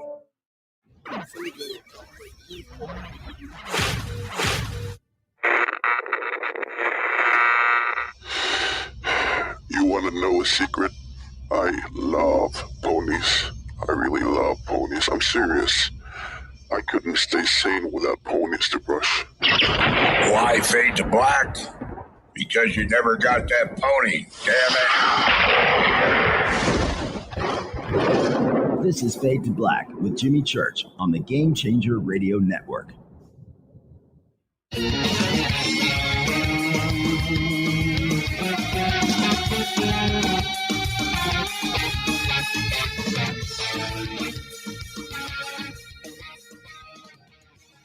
Welcome back. Fade to Black. I am your host, Jimmy Church. Tonight, Richard, my co-host, Richard Dolan, is with us. And Richard, I don't want this to get away from us. Right before the break, again, I admit it more than well, I never admitted this before. I've got a messed up head, and I'm always looking at things from just another point of view that I don't hear from anybody else, and I'm always anxious to get the thoughts out now, where before I would just kind of hide it. But I just don't give a crap. And you have an interesting head. You've got interesting ideas. That's why I always enjoy talking to you. Well, it's interesting. I think, and it goes back. I'm going to give credit to Giorgio on this, Tsoukalos, when he said. It was many years ago on this show, but he said this one thing to me, Richard, and I've never been able to let it go. It was simple. He goes, Church, when E.T. gets here, and starts answering questions, we're going to find out all of us were wrong. And it's so profound. It's such a basic statement, right? It's basic and it's profound. And I don't think we're all going to be wrong. I don't think I'm going to be wrong. I wish I were. All right. So what's your take on the internet? Well, I don't know. I mean, there's a pretty good argument to say that it was planned all along to enslave us. You think so? Not the worst. Not the worst argument. You think so? Well, DARPA, the military, and the first internet lines that were laid went from Colorado Springs to Stanford University, and it's defense, and it's all defense thinking. So sure. No, what I guess I would say, what I think is that, I mean, obviously it started as a communication tool for the military, highly effective. Digital communications, extremely effective. And you might say it would be only a matter of time before such technology could be translated to the civilian sector. Of course, Al Gore is the guy who supposedly put it out there. All of these people have bought and sold. So I really wonder. But let's just say it got out, and definitely the internet during the late 80s and the 90s turned out to be a threat to the established order. I think it did. I mean, it was so much freedom. It was so revolutionary. People who are too young, they don't understand. Like, the internet of the late 80s and the 90s was unbelievable in the psychological impact it had on people. Society had been so utterly controlled before then. Corporations dominated. Television was so terrible by the 1980s. It was awful. And everything was just utterly controlled by just a few huge corporations in terms of media. And the internet broke that. It allowed individuals to share information without third party, without monitoring, without monitors, even like with UFOs. UFOs were one of the big things that exploded on the internet. Before the 1980s, if you wanted to do UFO research, what were your options? You want to write a paper for the MUFON Journal with a circulation of like 1,500 and a editorial review board. The hell with that. Now you can just type it up and put it on the internet. It was incredible. It was an explosion. But what we saw in the 21st century, especially once we started getting a nice looking web, a graphic user interface, the corporations and the intelligence community came back. Google, we know, was a CIA project, right? And the interaction of Facebook and Twitter with the intelligence community is well documented at this point. They're basically intelligence community ops. So what we've seen in the last 20 years, essentially, is corporate and intelligence community domination over the internet. And it's being turned back into TV. That's the internet. It's being turned back into TV. So has that been the plan all along? Well, it's been the plan for at least ever since the genie escaped from the bottle in the 90s. The question was, how do we get control over this thing? And they've done a pretty darn good job. So if it was the plan all along, I don't know, but it's been the plan for a long time. I think that the original spirit of things that were happening out of San Francisco and Silicon Valley, you're talking about, I'm going to use the words punk rock, in that you had anti-establishment geeks and nerds that wanted this freedom of thought. And that's the way that they coded, so you could reach out to somebody around the world and become friends with somebody that you would never and converse and share ideas and share information and things. That was the original spirit and intent. That's before money and the intelligence community got involved. That's right. And so as soon as the monetization of the internet came out, and that was a big word. How do we monetize? How do we do this? How do we get advertisers involved? It was a difficult process in the beginning because nobody wanted to advertise on the internet, and they didn't see the future. but you're absolutely right about that. It was much smaller. I mean, there was a point where there were just thousands of web pages, right? Thousands. That was it, and you couldn't find them. But it was a friendship and communication tool, and that was the original spirit of it. Those people, those punk rock, those nerds, those geeks, those rebels, Doc Martin code writers, right? They now own islands in Fiji. They're not part of, if you know what I mean? They're not connected to the broke world that they were involved in back then when they were being creative. They're not part of this society anymore. And you're right. Corporations and government and the CIA and the agencies have truly taken it over. And that's a fact. Let me throw something else out for you and the listeners here. So this was brought to my attention by one of the members of my website over at Richard Dolan Members. I've got great people there, just like you've got them at the great Fadernauts. But we have a lot of overlap too, I'm sure. Yeah. But one of the members of my site brought to my attention a transhumanist book from the 1960s. A guy named Gerald Feinberg. So Feinberg was an interesting guy. He wrote a book called The Prometheus Project, and this is the work of like a crazed genius, but emphasis on crazed. Like this man was insane.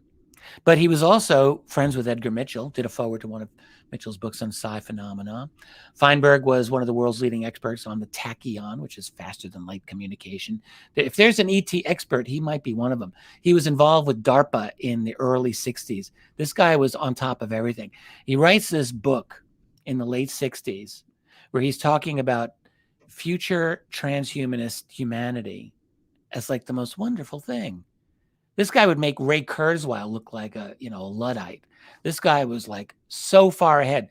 His vision in 1969 was for all of humanity to be wired into one digital consciousness, a literal hive mind. How wonderful that would be, he wrote. Like, how crazy, how insane. So this guy, was he truly engaged in the ET phenomenon? He might have been. He was friends with Mitchell. He was into psi phenomena back in he was deeply involved. I think he was at Columbia University. Yeah, he was very connected to this. He was a physicist. Yeah, this guy was connected to the black world, I'm sure. And so you got to know he's one of the guys involved in the early internet. He's with DARPA. Or he was connected to DARPA somehow. I can't remember the details. So I think this plan to enslave, and I'm using that word, enslave humanity through digitalization, through interconnectivity, and the removal of all of the things that we call freedom. Because how do you have freedom if you're part of a hive mind? And now let's talk about the ETs. Well, what are they like? You talk to abductees, they'll often tell you about hive mind. These beings, these ETs, they're intensely telepathic. How do you have privacy when everyone is telepathic and can read your mind? I don't think they do that. I don't think they do privacy. I don't think that's practical for them. Are they like the Borg? Yeah, maybe a little bit like the Borg, from Star Trek. Maybe they are a little bit like that. When you look at abductee and experience or descriptions of these beings, you don't find a sense of humor among them. You don't see anyone hanging around drinking coffee, bitching about their day, waiting for their shift to end. They're all business. They're all business, and they are telepathic, and they're probably genetically engineered because they don't seem to have sex organs, because that's a hell of a distraction. So you just get rid of those. No, I think that they're kind of cybernetic hive mind organisms. And I think that is the goal. I call that the fourth stage of humanity. It's a messed up stage, but I think that's what we seem to be headed toward. Our first stage, for a long, long time, we were just, having with big spears, and we'd stick the spear in an animal and we'd drag it off and eat it. That's hunters and gatherers. And then we developed agriculture just less than 10,000 years ago. That gave us civilization and writing and the wheel. and metallurgy and all those cool things, and the Roman Empire. And then just a few hundred years ago, we developed science. That's stage 3. That's what we were born into. But we're moving now. And stage 3, by the way, required a free middle class, because you want to invent things. You need to give people some freedom to do that. You got to allow that. But we're moving past that in our world. The middle class is becoming obsolete. We can all see it economically. It's going away. And when you and plus algorithms are doing the work, more and more intellectual labor. We're only at the beginning of that. So we're moving into an era where people are by necessity, and this is what Davos is about. This is what the Bilderberg is about. Is this what ET is about? I think yes. I think this is what ET is about, because I think that's what they are. They're all about hive mind and getting rid of, the useless eaters, as Henry Kissinger famously once called us, and reorganize humanity into, a big giant anthill. And I think that is what we are seeing. That's why you're seeing so many people rebelling around the world. They don't understand exactly everything that's happening, but they know something bad. They know that their government is stripping their rights away everywhere you look. And this is part of that process. So there's a tremendous amount of resistance by actual human beings, soon to be replaced by transhuman beings, whatever that will be. Implants, brain-computer interface. We're 10 years away, maybe 20 years away from that. I just listened to some whack job of the World Economic Forum talking about, oh yes, with 6G technology, you won't be carrying your phone. It'll be in your head. Well, that was covered by a great YouTube channel, Truth Stream Media. I'm a big fan of them. But yeah, World Economic Forum, this is what they believe, because they're crazy people. They're crazed transhumanists. They're all crazed transhumanists. These are the Klaus Schwab folks. They believe in creating a technocratic digital dictatorship revolution, which they are doing because they've got dominance over most of the national governments in the Western Bloc, which is how the hell did that happen? Who are these guys? Klaus Schwab's just a dude. He's just a friend of Henry Kissinger, who started this thing back in the 70s, but he got all the major corporations around the world and financial institutions to fund him. And that's what they do. They promote all these policies now. Here's the thing. When somebody hears statements like this, coming from you, this is where, let me tell you why you're not wrong. But I'm saying to take this the right way, Richard. This is why you're not wrong. I think that everybody that is in a position of control, whether it is corporations, which basically run the world today anyway, but corporations and governments, and also advertisers, which fall under the corporate umbrella, but and news media, they found out that you can actually steer thought in a nanosecond in a global sense.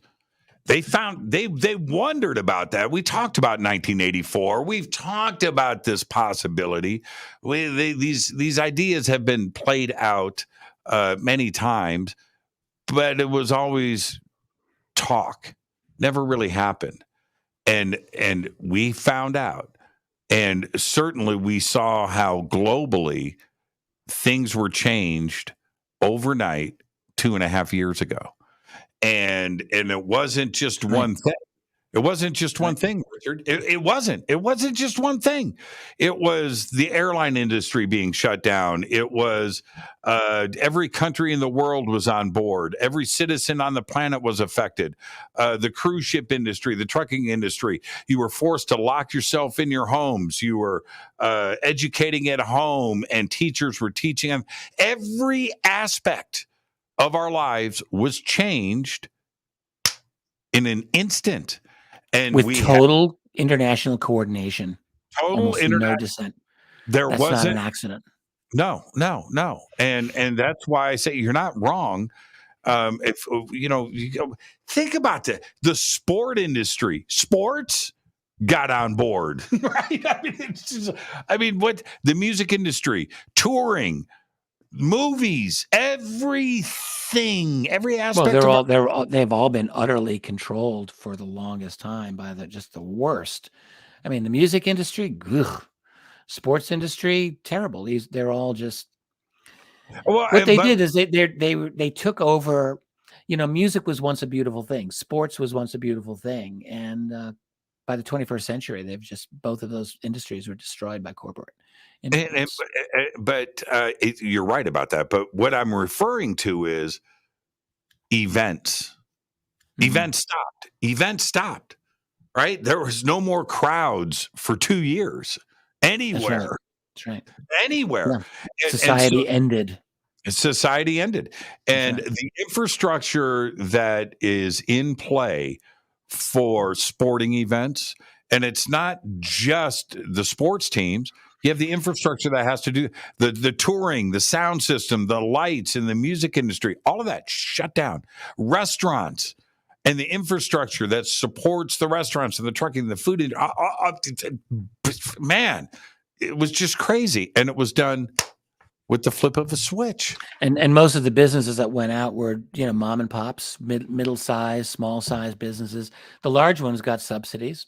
And the backbone of the global economy, which is smaller businesses, basically about half of them went under, I think. Large number. Yeah. Here where I live, restaurants are still boarded up. Some are back open. But if you look around, you're like, wow, I wonder if they'll ever. This is self-inflicted self-immolation. This was, it was the greatest criminal act in our lifetime by far. This is what's been happening these last 2 years. It's just the worst. It vastly exceeds 9/11, orders of magnitude beyond. And I didn't think anything could be worse than 9/11. Sure. But this is so much worse. And the problem that you find is that people, it's like with 9/11, it's like with any kind of big false flag event where people, once you get emotional buy-in, it's very difficult for people to change their minds because they've become emotionally committed to a position, and then to recognize that they've been mistaken. Man, that's difficult to do. It's very hard to do. And that's, by the way, that is why the revolution that I keep talking about, these people are not going to back down. You got very conventional analysts talking about pushback from the people, like, oh, well, the midterms are going to come and they're going to vote these people out. I'm going to tell you right now, I doubt it. There's not going to be enough pushback. It's not going to make a difference because the revolution must continue. Imagine Mao Zedong 3 years into his revolution saying, let me take a break here. Have I stepped on too many toes? Have I expropriated too many landowners? Have too many people died from famine? Boy, I'm really sorry if I've screwed up. Like, no. And that's not going to happen here. Because if you actually allow people to speak freely about 2.5 years, lockdowns, masks, vaccines, the jab, whatever one's position on that, the fact is there are millions and millions and millions of people who are highly pissed about the jab, and there's science to support them, and none of that's been allowed to be discussed. And it won't be, because if these things were to be discussed, or the stripping away of people's rights, think about the people in Melbourne, Australia, what they had to go through. Criminal actions by their government against them. And that's just one example. If there is truly to be payback, it would reverse all of the things that have happened. And that would implicate the entire global order. And these governments, they've got the police on their side. They got the intelligence communities on their side. They got the internet on their side. They've got digital control over people. They got the banks on their side. They've got all that stuff. And all the people have are trucks and tractors to block roads and spray feces on the wall of Parliament in places like Netherlands. And that's what they've got. They don't have much else. They don't have digital control over their money. They won't anyway. Well, so these government, and then they don't have the power to create false flags. And I said this on my show last night. I'm going to say it here. Look for significant false flags to happen this year. Soon. Well, going to be a big mind job on people. I believe it. We're going to come back after the break and discuss just that. And there's one other thing that I want to talk about when we come back, Richard, because I thought we were done. I thought this was over. No. You asked me for a favor. You asked me for a favor before the show, and my response was absolutely, my man. Was that my reply? I didn't see. Yeah, I'll have to take your word for it. Yeah, you see, you're just like your father. You're just like, Richard, is that the words of Ronald Reagan right now? I wish he was around when, it's been said so many times, but it's really true. Maybe we need an alien invasion. Oh, an alien threat, yes. The ship. Maybe that's exactly what we need. That's why it won't happen. That won't happen because the U.S. is the crazed neocons who run American policy in conjunction with the Davos people, because that's what they do. They're making too much money on the war with Russia right now. Yeah, but aliens aren't going to care about that. And if we had some crazy mothership show up, if Oumuamua decided to do a drive-by and drop off a few drones again, that's what I'm talking about. And that would be a radical change of ET policy, because they haven't done that so far. They've been covert in the extreme. They've been clandestine and very calculating. Let's talk about all of that when we come back. This is Fade to Black. Our guest tonight, the one and only Richard Dolan. Overtime with Richard. I've been watching the chat room. We better have overtime, man. Better have overtime. Oh, man, I have my own alien agenda.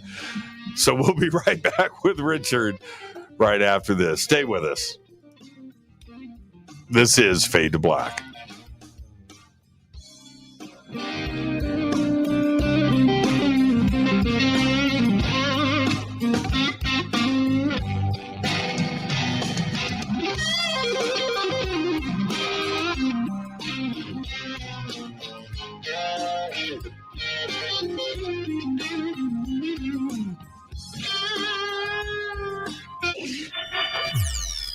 You're listening to Jimmy Church and Fade to Black on the X.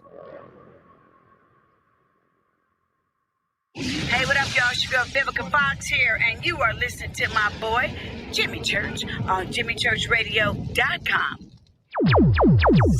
Despite popular opinion, reading a book will not make you smarter. But listening to Jimmy Church will.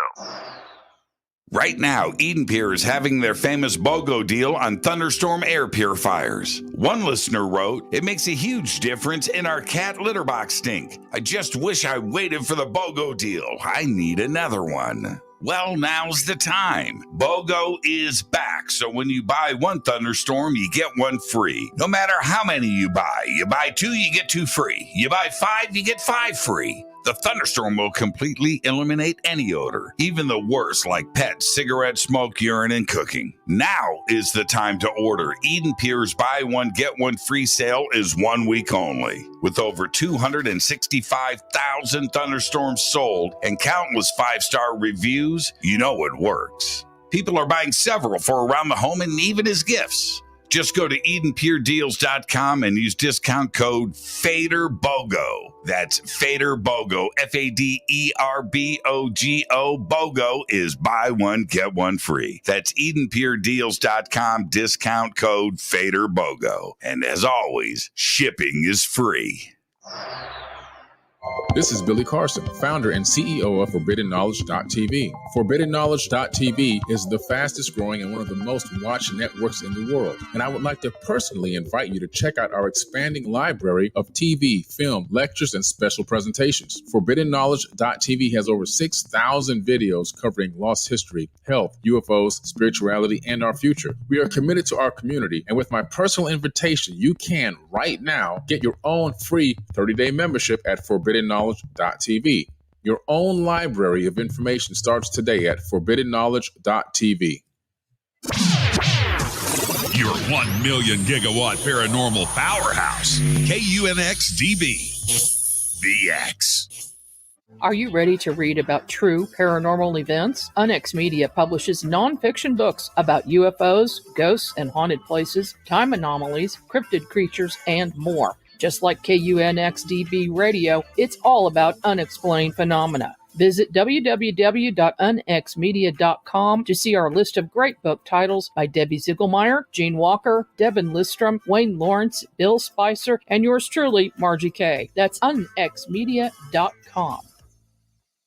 Introducing the Game Changer blend from River Moon Coffee that delivers a customized blend made specifically for the Fadernauts. If the game is rigged, change the game. It's a bolder cup with some bite. Game Changer is the coffee of choice for those that prefer an organic dark roast that is slightly lighter and milder, but it's still dark. With wild notes of pecans and chocolate with a rich, balanced, full-bodied cup that is roasted to perfection for a great coffee to start your day, as an after-dinner coffee or anywhere in between. Artisan, small batch roasted to perfection. USDA certified organic, all River Moon coffee is freshly roasted and packaged in the USA.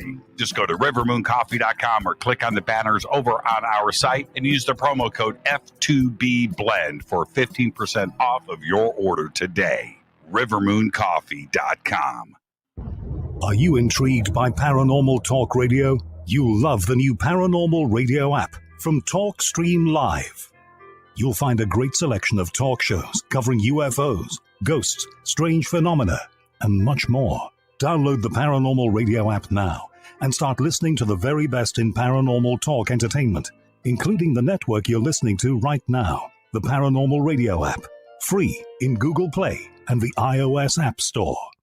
Erica, Brittany, Gabby, and you're listening to JamieChurchRadio.com. It's not a lifestyle we chose. We were born this way. This is KJCR at JimmyChurchRadio.com.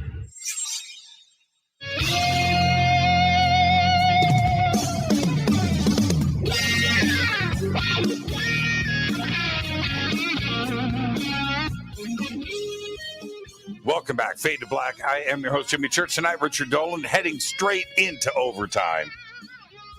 You know, I say this every time, Richard. This is the best show ever. This is the best show we've ever done. I have to tell you, man, I love the shows with you. I love them. They're the best. They're the absolute best. And this is Internet 1.0. That's what we do here. We do Internet 1.0. Somebody just posted, I don't have it in front of me, so I apologize for not being able to go back 100 posts or so. Somebody just said, I hope aliens don't eat brains because they would starve. I just laughed. Another world. Yeah. I think there's been some kind of worm, brain-eating worm that is going around the world. It does seem like it, doesn't it? Yeah, starting in a swimming pool in Southern California somewhere for sure. So, I love where I live though, but I'm in Palmdale, so I'm in the Republic of Palmdale. It's a whole nother world out here, man. You'd love it, Richard. You'd love it out here. So I almost had you and Tracy out here. I've got to get you guys, just come on out and spend a weekend. It's so much fun. It can happen. By the way, Tracy and I, we have a podcast of our own. I just want to plug it here. Mostly we do it on our website. We call it Off the Cuff Podcast. And some of the most fun things, conversations I have are with her, and it's just very relaxed, kind of a long form. We'll talk for like an hour, maybe an hour and a half, sometimes a little longer on different topics. She gets me into the woo more than I will otherwise go, but hey, she's a remote viewer after all. We have great conversations. I love it. And we've done a couple of clips that we put out on YouTube, but most of it's for our site right now. It's audio only. Is it over at Richard Dolan Members? Yeah. Okay, everybody. OTC. The links are right there for Richard Dolan Members. I've got to get Tracy back on the show. I mean, man, just a load of fun. Yeah. When you had her the first time, I think you probably scared the living hell out of her, but she was, she does great. Like she's fantastic. And when I'm doing our show, we do it like every maybe twice a month. I think that's our basic thing. Once every other week. She's awesome. Do you guys? The less she prepares, the better she is. That's my question, right? How do you guys prepare? Is it unscripted? Yes. What happens like with the two of us, like we talk about things all the time, every day. So we'll have coffee in the morning and like she's got something to talk about or I've got something to talk about. And you know, we're lucky in that way that we engage each other intellectually so well. So and then if we have a good conversation, we're like, we could probably do an off the cuff on that, and we'll come back to it. So that's actually our situation. So it's really unforced, and I think we both like it best that way. So we're not on a schedule. We just do it when it feels right. But it's like really good conversations. I have to say, I feel lucky that I get to be married to someone that I have great conversations with. Like I said, that's not always the case, but in my case, I've got someone I have great personal conversations with, and we get to translate some of those to our podcast. Well, one of the things that I've said this to you privately, but I've said it publicly too. That one of the things that I enjoy about you is what this is my impression, or what I enjoy about you is the black and white pragmatic approach to things. And now you're not always that way, but for me, I need that. But Tracy, for you, would be the opposite of that. So you've got all that information that you can pull out of her that you're not normally going down that road, and she can do that from you, right? And it's that's right. Yeah. And I've got that side, like that there's a woo side to me, and I don't usually express it in my public realm or in my conversations, even with you, but I do with her. I've had some pretty freaky things going on in my life at different times, and look, I mean, I've believed in things like remote viewing and psychic phenomena of different types. I'm not afraid to talk about it. I think that all of that represents a portion of our reality that we don't really understand yet. A lot of the things that skeptics will dismiss about relating to psychic phenomena, I just think it's real, but we don't have a way to explain it yet. No, we don't. And if science can't measure it, then you're not going to get that application. But here's the thing. That's such a great point. I am full woo. I enjoy the woo, but I need the science. I pursue the science to keep me from like thinking that I've lost my mind, right? I need the science for the confirmation of my woo thoughts. And that's really it. So that's my balance. I think it's great. I think that's awesome. I think we all need a balance of some sort. We need practicality and imagination. Let's put it that way. Who would want to live? You don't want to live all with one and all with the other, because neither is good. Well, and you know what's really funny? I don't want to say everything, but I'm going to say a little bit of this. Last week, Richard and I were talking on the phone, and I brought up a couple of ideas. Richard, let's not discuss the specifics of this, but right. I said to Richard, I said, I'm working on this project, but it's a different angle, and these are my thoughts, and I laid it out. And Richard, you were like, dude, that's actually a pretty good point, but you need my woo, thing to go and pursue some of the factual sides of these subjects, because that centers me. And I think it's good for the community too, as well. They need the support of the science and the other side, just to let them know that they're not freaking crazy. right? I think Jacques Vallée years ago said, there's nothing inherently unscientific about UFOs or anything. He said, it's how you approach it. You can approach any subject in a useful way. I mean, he might say scientific. I would say in an interesting way. To me, the most important thing is that we be interesting and not boring. Don't be boring, right? So if you've got something to say, let's make it interesting. Let's make it engaging. I don't know if it was his first book. I have it very early on. What was that book he wrote? The Anatomy of a Phenomenon was his first book. No, okay. The one about fairies. Yeah, Passport to Magonia. Yeah, Passport to Magonia. Okay, so I recently, about a year ago, I reread that again, and it rings truer today probably when he wrote it, but when I first read it, I didn't like it. I was offended by that book, and interesting. Well, yeah, in that you can't. It was like to me, he was writing off the UFO subject. That's true. In fact, he caught a lot of crap from other researchers all through the 70s for that reason. Yeah. But by the way, the follow-up that he did with Chris Aubeck is mandatory reading. It's called Wonders in the Sky. Yeah, great book. That's a fantastic book. Yeah, great book. Well, like I said, so I went back and read Paths a year ago.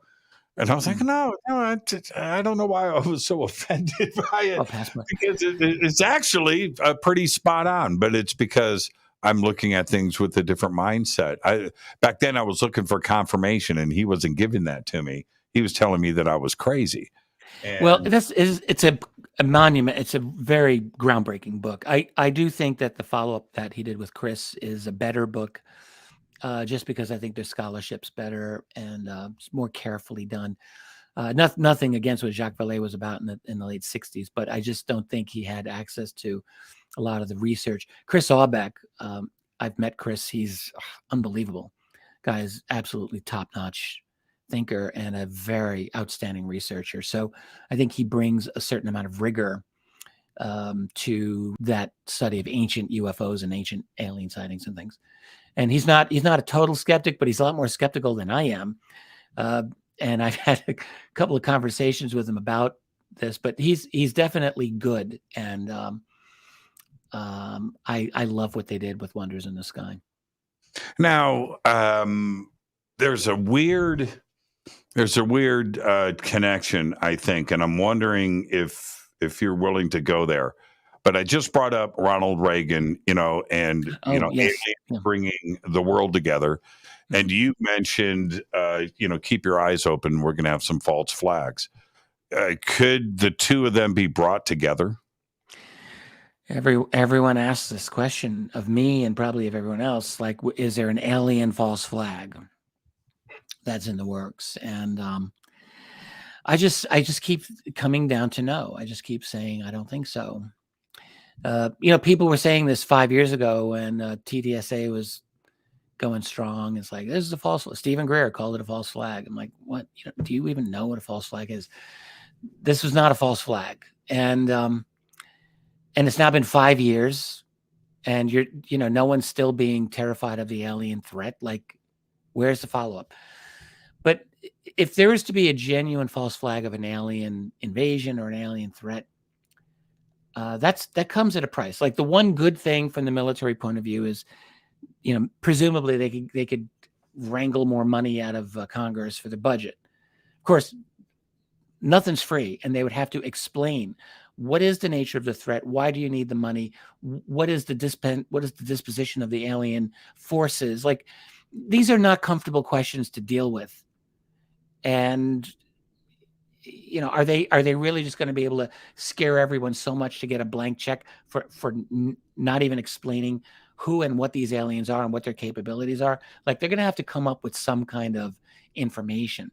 And the other thing is that it would indicate a complicity of a conspiracy for many years. Like, people would realize, oh, you actually have known about these aliens for a while. So it's difficult. And the other thing about an alien threat, you mentioned Reagan, and I think that's very apropos. Ronald Reagan, a number of times said, I occasionally wonder how Earth would respond with an alien threat. Then, of course, at the UN, he said, and what could be more of an alien threat than war and the threat of war? Like, he shifted gears. But the idea of an alien threat it's an interesting one to think about. And if there were an alien threat, as I think I was indicating before, I think it would make it more difficult, not less, for the truly crazed neocons running American foreign policy these days to carry on this absolutely ruinous war in Ukraine against Russia. And, make no mistake, this is this is a proxy war run by America. American policies run Ukraine for decades, for the last 10 years, easy. So it would be difficult because you would have, I wonder, would it be the case that you'd have people saying, well, why are we doing this war here? Why do we just spend $70 billion, just piss it away in Ukraine when maybe we should be dealing with aliens? There might be some of that. I think if there's no aliens, then you can easily just create all of the, you can continue on with your global revolution and try to make Russia and China behave, which is never going to succeed. It's going to fail. We're looking at the breakup of an empire. That's actually what we're looking at. Sure. Apart. And it wouldn't necessarily have to be an alien invasion. It could be done much softer in that. But what's the details? How would they do it? What would they say? Check it out. Okay. This is my perverted, messed up head. This is how I would do it. Right? This is how I would do it. I would announce that we are tracking a craft that is on the outside of our solar system, and it's going to be here in 3 years. That's how you do it. Nobody can see it. Nobody can track. Nobody. Would it be impossible? Would there be no private no private telescopes? No, can't do it. Can't do it in deep space. If the sun doesn't reflect off of it, you're not going to see it. There's going to be a lot of pressure. There would be there are scientists in this world who are not just skeptical, they're totally hostile, and they would want to see the evidence. They would demand it. It would be very difficult. Don't have to give it. You only have to Then how effective would it be? Well, oh, man. Could you imagine the ripples? Could you imagine That's true. Okay. But then what would happen if there's no invasion after 3 years? But you could control the media and the conversation and also the world agenda. It'd be like another COVID thing. And totally 100% another COVID. You know what? That's not the worst idea. Yeah, that's how I would do it. See, that's why I should never be president. That's why. I want to think about that. Honestly, I haven't thought about that variation. That's a good one. Yeah. And after COVID, it seems like anything's possible. Let me give you a crazy example of when you just said, wait, couldn't we track it? Couldn't we see it? What about, listen, Oumuamua was in our solar system. Nobody saw it after 11 days. Can't track it.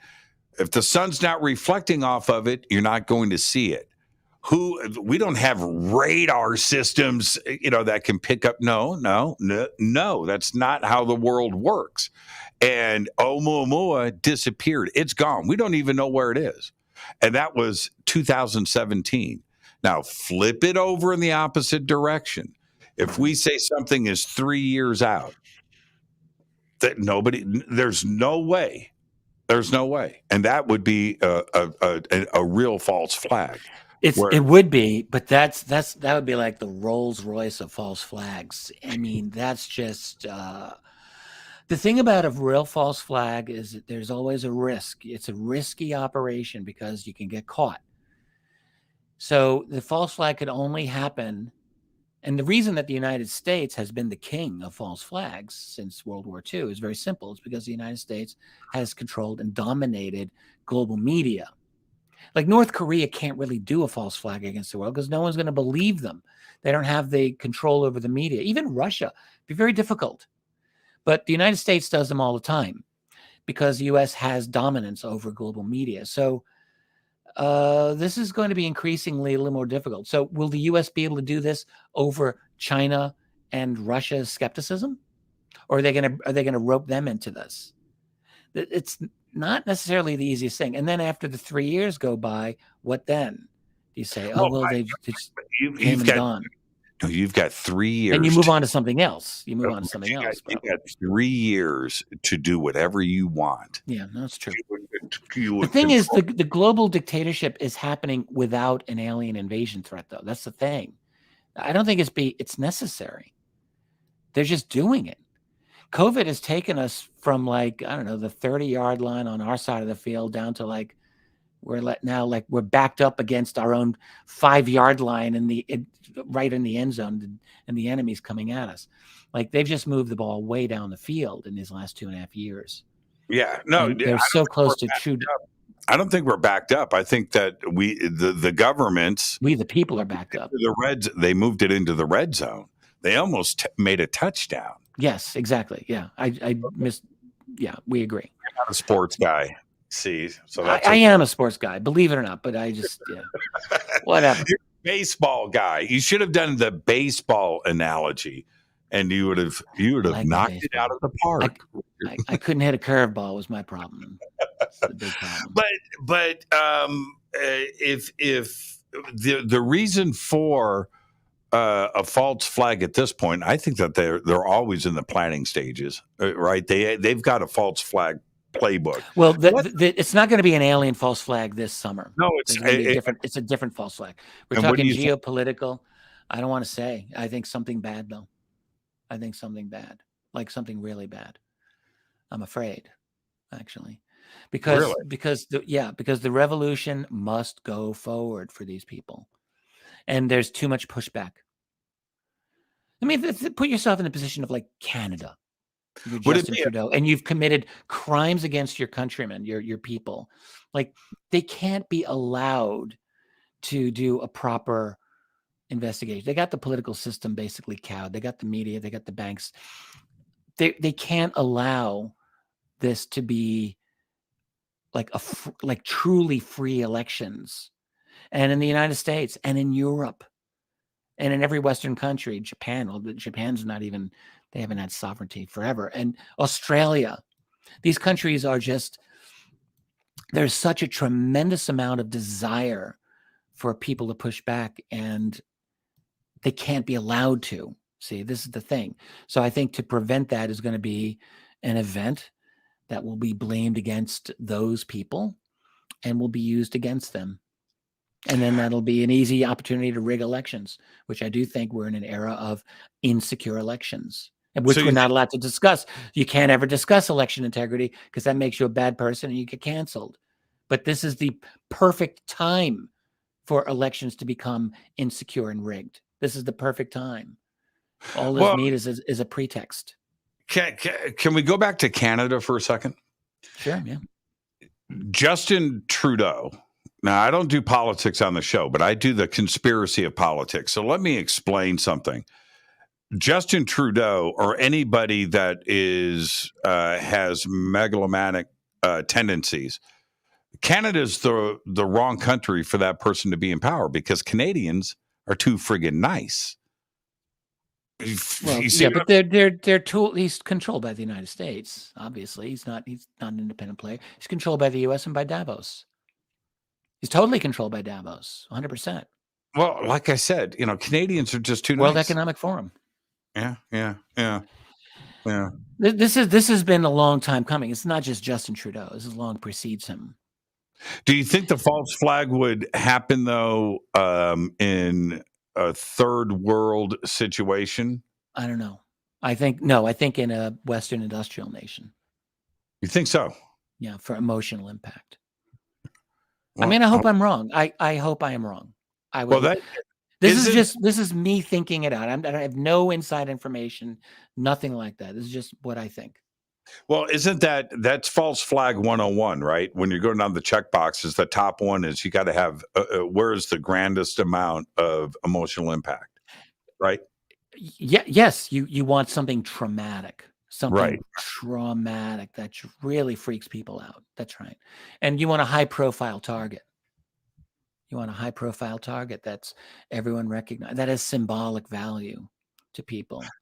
Don't you think? And of course, you have a narrative that'll get rolled out immediately so that the culprits are instantly identified and targeted and may probably killed on the spot because you don't want them to talk. Do you think that false flags are starting to become a little ineffective because we're a little wiser to what a false flag may be? Or do you think that we can still be snowed? You're a little wiser. Maybe the listeners are a little wiser, but no, most people are not. And most people, like, there are people who will say everything's a conspiracy, but that doesn't mean that they're any better educated either. There's a real lack of, unfortunately, a lot of lack of critical thinking by the general population, thanks to the American educational system. So, no, I think people are very easily manipulated, unfortunately, yeah. Yeah, the Kardashians bear a lot of responsibility to that too. Have you seen, and I don't say that in a facetious manner, did you see the movie Don't Look Up? I refuse to. I have no desire. Oh, no, you need to. Yeah, I know. We had this conversation. But there is it would piss me off too much. I would be too annoyed.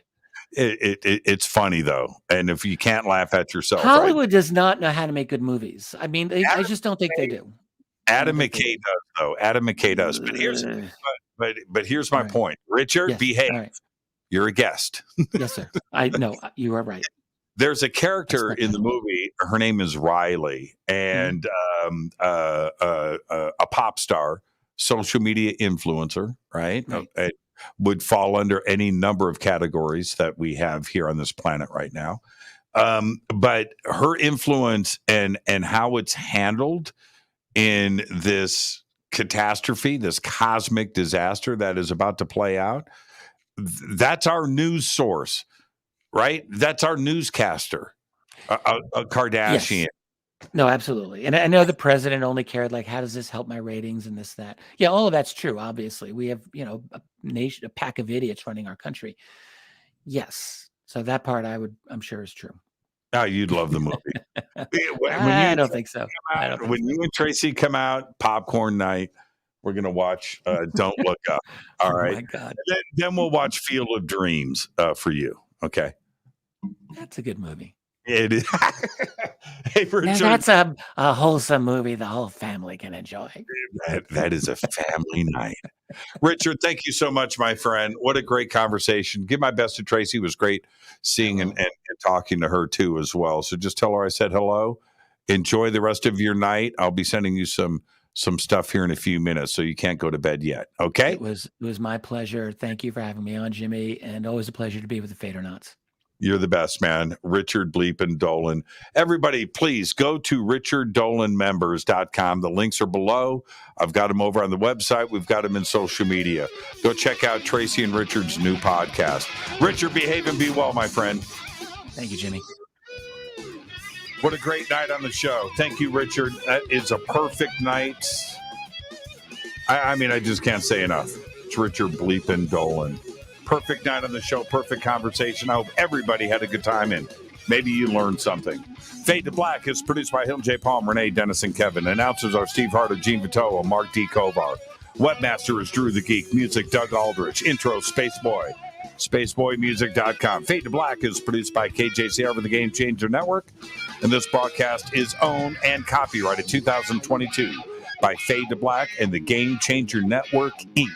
It cannot be rebroadcast, downloaded, copied, or used anywhere in the known universe without written permission from Fade to Black of the Game Changer Network. I'm your host, Jimmy Church.